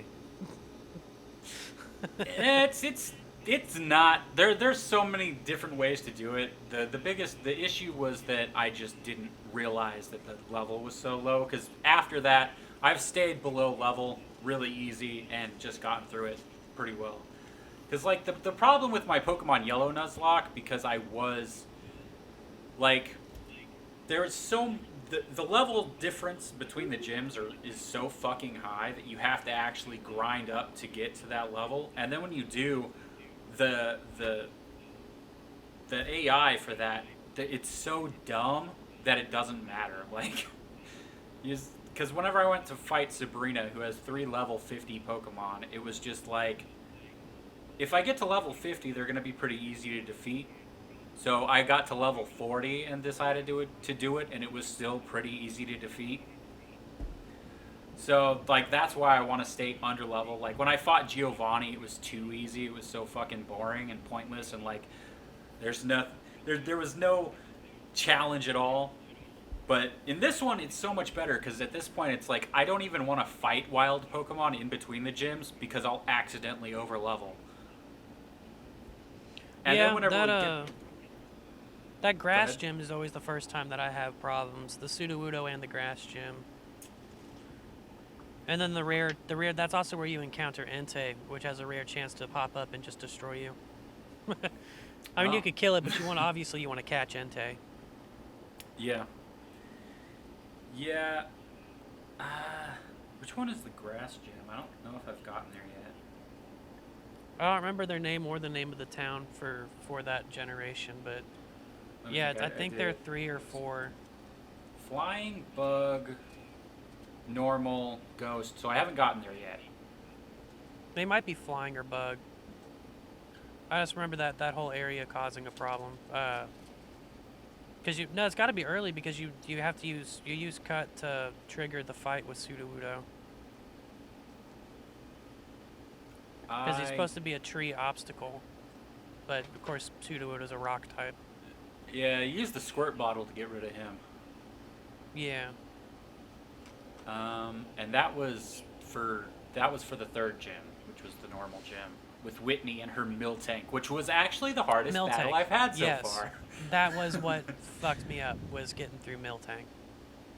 That was definitely the toughest one. I had to paralyze it so that its rollout would miss every once in a while. And fuck with its accuracy to make sure that... Because the rollout was the problem, and then I had to just wait it out until it stopped using that move. And then I had to wait out Milk Drink, which has 10 PP, so it had to use it 10 times before I could actually finally do enough damage to defeat it. So that's what's more fun about it. Yeah. Because of course, I always start grass type, so I had Chikorita. I don't think she has Sleep Powder at that level yet, though, but you can get a bug with Paralyze, I think, that early. Yeah. I used Hoppip, had Stun Spore. So Stun Spore will work. Yeah. So I like the Johto that's why region. I like the... Yeah, I definitely like it way more than I expected to. I hate that the fucking Ghost Leader is just like, I got a Ghastly, a couple Haunters, and a Gengar. It's like, Misdreavus is in this... The Pokedex... Yeah. Misdreavus is here. Why don't you have a Misdreavus? You're the Ghost Trainer of Johto. It's a brand new region of Pokemon, and then they have brand new Ghost type Pokemon, and then the Gym Leader uses Gen 1 Pokemon. Why? Yeah. Show off the new stuff. I don't know. I mean, I know we're gonna catch him. I don't think I ever caught Misdreavus in Johto. Yeah, I don't know. It is frustrating to run into fucking Pidgeys and Rattatas a whole bunch, though. I'm just like, man, yeah. What the hell? I have had some pretty brutal losses, though. Like, lots of dying Pokemon, which I think is fun, but, you know, I had a Sandshrew that got murdered. It was very sad, because I never get to use Sandshrews in any games, but, yeah, it got murdered. And my Togepi got murdered as well. Are you not allowed to catch a new Sandshrew? I mean, if I come across one in a different area, I can. But... Okay. But yeah. Okay, yeah, my Sentret was... Or my Furret, it was a Furret at the time, got killed by Whitney's Miltank. Damn. So that was a thing. My Rattata got murdered by a Weedle. And my Togepi and my Sandshrew died to the same Zubat. So sad. Did you pick up a Geodude? Yes, I do. I have a Geodude. He's a Golem at this point, actually. So he's doing good. Is that still a generation where you have to trade Golem to make a Graveler? Yeah, I think that's all of them, really, until maybe Gen 8. I think they changed that, finally. But that's okay. I don't like that. But okay. Golem's good enough. Or not Golem. Graveler. Graveler's good enough. Yeah. Well, damn. And, hearing you talk about them makes me want to go play the games, but not in a Nuzlocke. Yeah, I'm having a fun time. I'm really liking it. I like that the level difference is really fucking chill. Because, like, it gets so crazy. Like, in this game, the 3rd gym leader has a level 20 Miltank as her strongest thing. In yellow, Lieutenant Surge has a level 28 Raichu. And then, like, the difference in levels just gets crazier and crazier as it goes along. It's just like, Jesus. Like, I'm getting up to gym number 5, and the highest level is 30. So, don't have to do a lot of fighting in between everything. Of course, until get back to Kanto, when Red has like a level 87 Pikachu or something like that, that will be a lot of grinding. Yeah, and he's got a good team, and they Yeah, have very good diverse moves. team. Yeah, it was that was I think I did wind up beating them, but it definitely was like a day-long event of I've got to I have to write down what he has, pick counters, and level those, and Yeah. it's And a that's the other challenge. thing. The fucking rival in this is super difficult whenever I'm sticking to like staying on level or under level with the gyms. Because, like, I don't know where he is. I'm not looking up where I have to fight this dude. So he pops up and he's like, oh yeah, I got this fucking level 16 Bayleaf. And I'm like, oh no, I have like a level 13 Totodile as my strongest thing. Which means He's just you're getting screwed. fucked up by his Bayleaf. I did As they somehow. That's right. He like kept getting like crits on certain things. I don't remember what it was, but at one point, the only reason that I didn't just straight up lose this fucking guy was because I don't remember which Pokemon it was. I'd have to look, but they finally didn't get crit, so we got that one extra hit on that fucking Bayleaf that wiped it out finally. That was terrifying. But that's why I'm digging it because it's a fucking challenge. Well, I hope for your sake you lose another Nuzlocke. Well, then I'll just do it again. Tragedy. That's the other thing that's kind of interesting is like the naming situation because I lost and then I caught some of the same Pokemon, so I just added like B to their name at the end. And if I lose again, they'll just be a bunch of C's. It's fine. They'll just be replaced by alternate dimension versions of themselves. So there. Well, all right.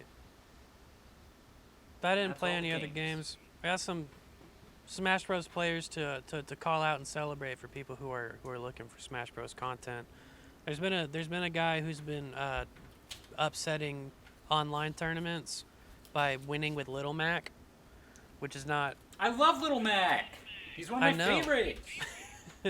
There's been a guy. There's been a player in Japan who's pissing people off winning with Hero, but he's playing smart. But Hero's got a random number mechanic where his down B lets you pull up a menu like an old-fashioned turn-based game, and then he gets a power out of that. And sometimes it's an instant kill, sometimes it's just a buff for his stats. Some things genuinely break the game, but that's RNG. But Little Mac's not a cheating character at all. He's a losing character.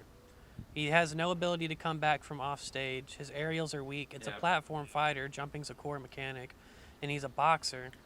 He's the boxer from Punch-Out! He's not really designed to be good at Smash Brothers, where people are flying around and doing obnoxious things. They just need to make his up better.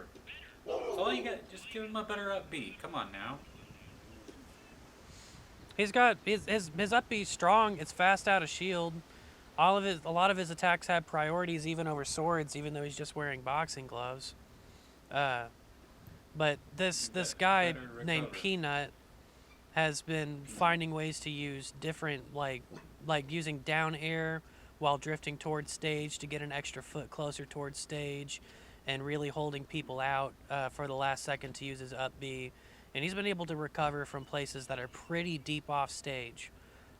He's been able to hook up ideal circumstances for him to always, and part of that's just being a professional player and never losing your second jump until you want to. No mashing, having up stick turned off, that type of thing. But he's been ledge guarding people. He's been getting by top tier characters really easy. He's been actually making good recoveries because it's just like playing against one of the Castlevania characters. You just throw them off stage. If you can get one more kick when they're off stage, they generally can't come back, and that's a stock. But this Peanut dude has been really making some upsets. He took 4th in a Xanadu recently, which is a big monthly tournament, and That's cool. he's been looking really good. He's definitely at least a top tier player. His character's trash, but he's been doing some upsetting things. It's been really fun to watch him. That's awesome. Anybody making Little Mac look good? I love it. Yeah, we celebrate people who do well with low tier characters. Best Nest beat MK Leo with Piranha Plant, which was nice to see, because people don't understand that my character's top tier, but that's because I don't enter tournaments. One day they'll understand. Is Piranha Plant not top tier? No, Piranha's in Hungry Box's most recent tier list. He put Little Mac, Jigglypuff, and Piranha Plant in low tier. A lot of people have Piranha Plant in lower mid tier or low tier. He just doesn't. I think he's got options for everything, but his character as a whole doesn't have one solid fight plan, like Palutena or any of those. He's got some. He's not a very good zoner because his projectile's so slow and his down B is very predictable. You really got to set people up into pushing those things off. But he's got great recovery. I can edge guard with him really well. You don't even have to participate off the ledge with him. You could just get free edge guard sometimes. He's got really strong smash attacks. His forward air is really fast. I can push people away. His jab is good. He's got a good grab distance. Up throw kills. Up smash kills. He's got what you need. He's got high damage options like Poison Cloud. He's got good shield breaks. And he's got strong hits. And he's not that slow for a heavy. He doesn't die early to anything. I think he's really good. Yeah, he's a good character. He's slept on, for sure. I feel like it's kind of like Mew in Pokemon, where it's like, not like super the best at anything, but at least decent in everything. Come on. I've got tools. I'm not as slow as Bowser. He doesn't have any armor. The pot armor on down B is a total fucking myth. Everything beats that. It's a lie. And then people can just wait for my head to pop out and grab me out of my hit, which is obnoxious. Yeah. But yeah, so celebrate Peanut for his upsetting Little Mac victories. It's been bringing online, when I go online to just play randoms, I've been seeing a lot more people trying to make Little Mac a thing. Hell yeah. Which is good for me because it gives me free GSP. I take those wins all day. They have nothing. I was just thinking that, like, maybe I could even get on there. Yeah, maybe one of the best players in the world makes this character looks good because they're one of the best players in the world. But if you want to come in here and play Little Mac, then I'll take the free points. I'll take them. Yeah, I'll play somebody that I can play. Okay, I guess. Yeah, because he's got nothing for Jigglypuff. Go off stage with Jigglypuff. You're done. Yeah, that's true. I've got 6 jumps. What are you gonna do? Is Kirby or Meta Knight or anybody who can just kind of fly in the corner? King DDD wins all of the exchanges with Little Mac, and he can recover from anywhere. Exactly. Well, all right, that's all I got for games.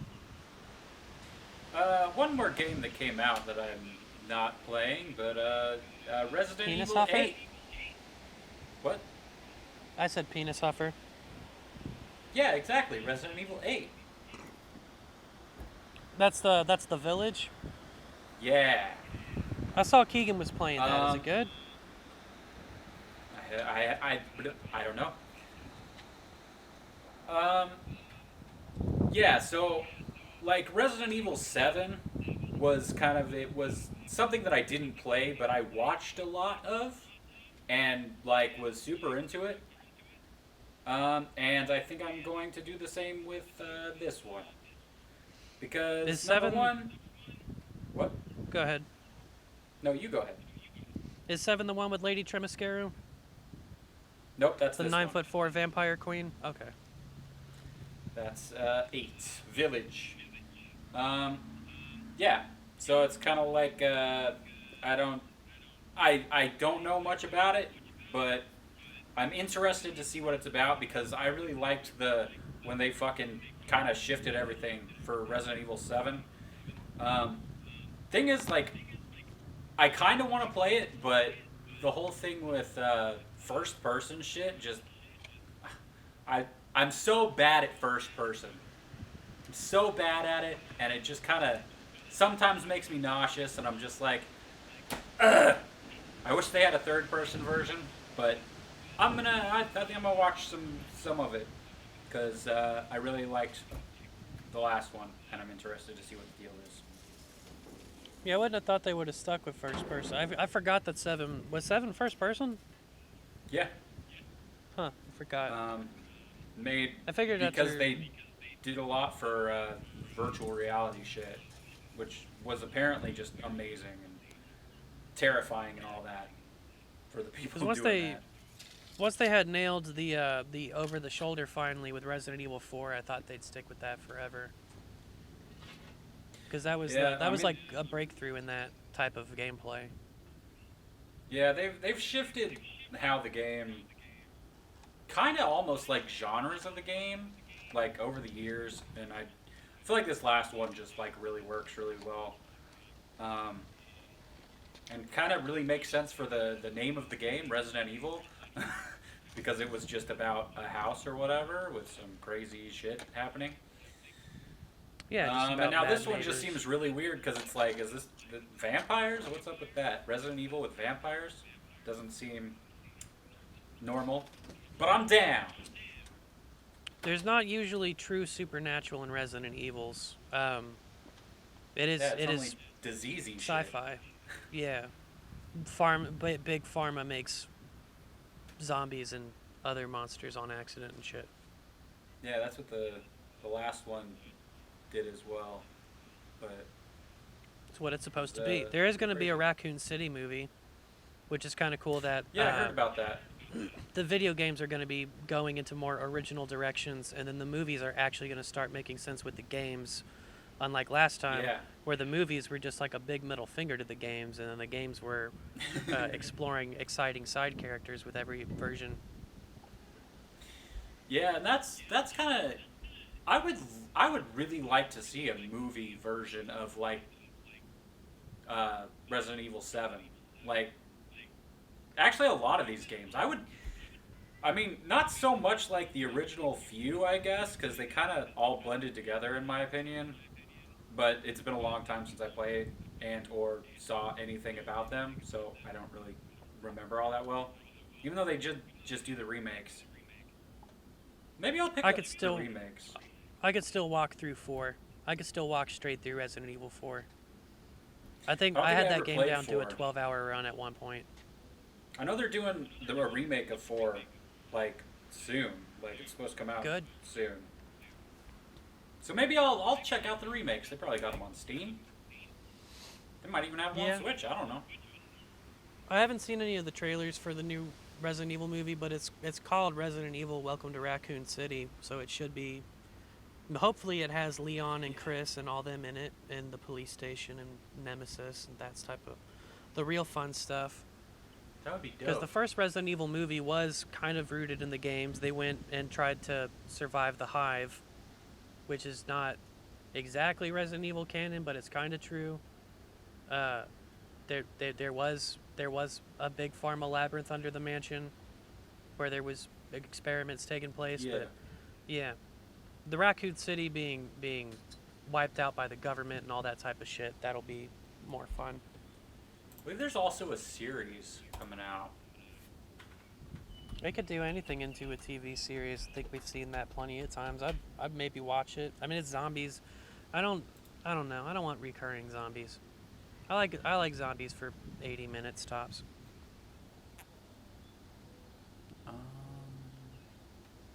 Because I want the zombies to be threats again. Because all the zombie shows and shit are always like, that's one of the things that people who think they're smart come up with, the whole like, oh, it's not really about zombies, it's about people. Every fucking TV show's about people. You have to have characters. Right? It's like, the zombie movie isn't about zombies? Like, what the fuck? No, we're just going to follow these zombies who are just eating people, and that's it. The show's not really about socks. It's about the people who wear socks. Ah, brilliant. Duh. Yeah, Resident Evil series is called Resident Evil Infinite Darkness and is coming to Netflix in July. Okay. So that's a thing. Oh, it looks like it's an anime actually. Oh, I'm definitely down for the anime. What was the one that took place at the airport? It was Degeneration. We've talked about that. Resident Evil Degeneration was great. They should just be cartoons. They were video games. I think that translates better one-to-one. Certain stories deserve to be in certain mediums. It was a great story for a video game. I don't know if we have to have it. Yeah. I think it'd be weird to have a novel. I'm sure they exist. I found some sure. weird shit on Audible, like just some like fucking God of War apparently has a. The Mega Man animes did well. They were corny, but I hear Keegan's watched them. He said they were fine. Mega Man, I would probably be more down to read a Mega Man book than to watch a Mega Man movie. Because even at least in an episodic, it's it's hero of the day shit. There's different robot masters. It takes a season to catch Wily. That makes sense, but the Mega Man's plot is just an excuse for you to go jump and shoot at robots, and for an hour and a half, it's very thin. It's not a story-driven thing. It's not a Mario. Exactly. And Mario's barely story-driven. You think this is Donkey Kong? This isn't Shakespeare. not enough tread there for a movie. Like, if you want to get honest, there's not a lot of platformers that are super story-driven. No. Probably the worst thing about seeing a Donkey Kong movie. Yeah, the worst thing about a Donkey Kong movie would be what they would do to the music, because David Weiss invented new technology for making ambient video game tracks that were great, and then what would they do? That whole game was just groundbreaking. Like, good. How the game was made was totally reinvented. Yeah, pre-rendered sprites were there for Mortal Kombat too, but it would be weird for them to do a trap remix of Sticker Bush Symphony, just so that it could fit with the action. I bet that exists. It definitely exists. Gangplank Galeon's already a bop. You could have a fight scene to that, and they did in the games. That's K. Rool's theme, so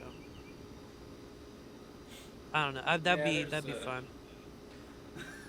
The question is, do you do The Rock playing Donkey Kong in CG, or do you put him in a costume? I mean, I would put him in a costume. Yeah. First, then he would look like that one Digimon. I don't even know his fucking name. He's like this buff monkey dude, but he has like an Elvis hairdo and runs around with a microphone. I didn't watch Digimon. I didn't watch Digimon, and I didn't play with Mega Bloks, alright? I had Legos and Pokemon, okay? Digimon is a totally different thing than Pokemon. You can have your Digimon and your Mr. Pibb, all of your Mountain Shasta. Mountain Shasta, fuck you, it's Mountain Lightning, bro. All these poor people alternatives. Television was free. Digimon is expensive, what are you talking about? So you take animals and you give them guns? Are on the same channel. Do what? They're just animals with guns. That's lazy. They're not always just animals with guns. Basically animals with guns.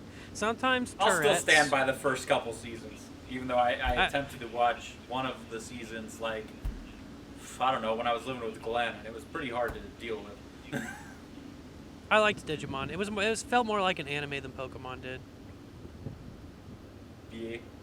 But they were also it was also way more sci-fi. Pokemon has sci-fi to make things convenient, like Pokeballs and shit. But it's not really a sci-fi. It's just an alternate. Putting universe. living creatures into PC. Yeah, that's pretty advanced. They were just in the future, but it wasn't about the sci-fi. It was more about biology and geology and those solving exploration-based mysteries. Digimon was sci-fi, and that's why all the animals had guns. This is true. I mean, that's the thing. You always know if you're looking at a Pokemon or a Digimon, if it has jorts and a fucking minigun, it's a Digimon for sure. Yes, if Blastoise had jorts, it would be a Digimon. 100%. He would probably also have an eye patch or something. eye patch, backwards hat, all the stuff that Squirtle's allowed to wear before he evolves. Yes, sunglasses is a definite one. An Italian accent, why not? Probably. That's a thing. I think that Digimon that I was just talking about probably had an Italian accent. Ivysaur's Japanese accent in Smash Brothers disturbs me. Which one? Ivysaur, because you play Pokemon Trainer in Smash Brothers, and then he's just got that deep Japanese, just... It's like, I don't remember what Ivysaur sounded like. Exactly. I don't remember what he sounded like in the anime, but he didn't sound like JoJo. Maybe he did. Maybe. Ivysaur wasn't around that much because, you know, Ash didn't let Bulbasaur evolve. He didn't? Or Bulbasaur just wouldn't evolve. Oh. We know that Pikachu did not want it. And then Charmander evolved. And that's it. Nothing else. I mean, I guess in the later series, you probably... Oh, that's true. But Butterfree evolved in like 2 episodes and then left. It was literally like 2 or 3 episodes. He had like a Caterpie, Metapod, Butterfree, and then Butterfree's like, I'm leaving. I'm going to go be with this other Butterfree, and never came back. Because the games came first, Ash had to deal with all of the garbage Pokemon you got on your way to fight Brock. I mean, that's true. And then he just had garbage mons for the longest time. And then Charizard that wouldn't, like, listen to him. And he doesn't have enough gym badges to talk to him like that. I mean, that's true. And he also just never... He took so long to actually earn gym badges. Because it was always just people feeling sorry for him. And this has been discussed at length other places, but Ash Ketchum, pretty bad at Pokemon. It's true. Until like the later seasons, whenever like the anime actually started paying attention to how the games work, and actually started, you know, paying attention to what Pokemon are which. Because like in the first like first few seasons of the anime, they would just call Pokemon by the wrong names. Like even in fucking Pokemon the first movie, they point like they're talking about different Pokemon. They show a picture of a Scyther, and Team Rocket says it's an Alakazam, and they call like a Sandslash a Sandshrew, and a Pidgeot a Pidgeotto. It's just wrong. Yeah, that stuff did catch my attention, but I was like, I think I know what they mean, or maybe I'm wrong. But Rattata, I'm pretty sure was in the anime as Rattata. Yeah. I think that still persisting cultural misunderstanding was also reinforced in the anime. Oh yeah, they did that shit a lot. But there was a certain point whenever they finally started paying attention to, you know, how typings work and stuff, and not let Pikachu just defeat an Onix for no reason. He had to turn it to glass. Yeah, there you go. Nonsense. I think Silver, or Gen 2, the Johto is where you actually, I think you have a chance to catch a glass Onix. I had to look that up. Really? I think that's possible. Let me see. Or maybe I just hunted for it. One of those rumors I heard. Because back when that game was out, they used to have rumors that you couldn't check on the internet. Yeah, because they have, like, the Crystal Onix is a thing. Like, maybe it's in Pokemon Crystal. Could be a rumor. Seems like it would be a thing. I know, Special Onix Shiny Gyarados is a thing. Let me see. Let's see if Bulbapedia listed in any of the games. Maybe in Sword and Shield. I don't know. Yeah, it's looking like it was just in the anime. Well, there's definitely a shiny of it somewhere, and that probably was what people misinterpreted as the crystal. That's a good possibility. I don't actually know what shiny Onix looks like. Actually, he might be green. They like to turn a lot of... Arthur, fucking stop. They like to turn a lot of shiny Pokemon green. Don't know why. Yeah, I think that's all I got. Crystal. Yeah, he was green. Sad. My dad's trying to start. Stepdad's trying to start the weed eater. Dog's freaking out. All right, that's all I got.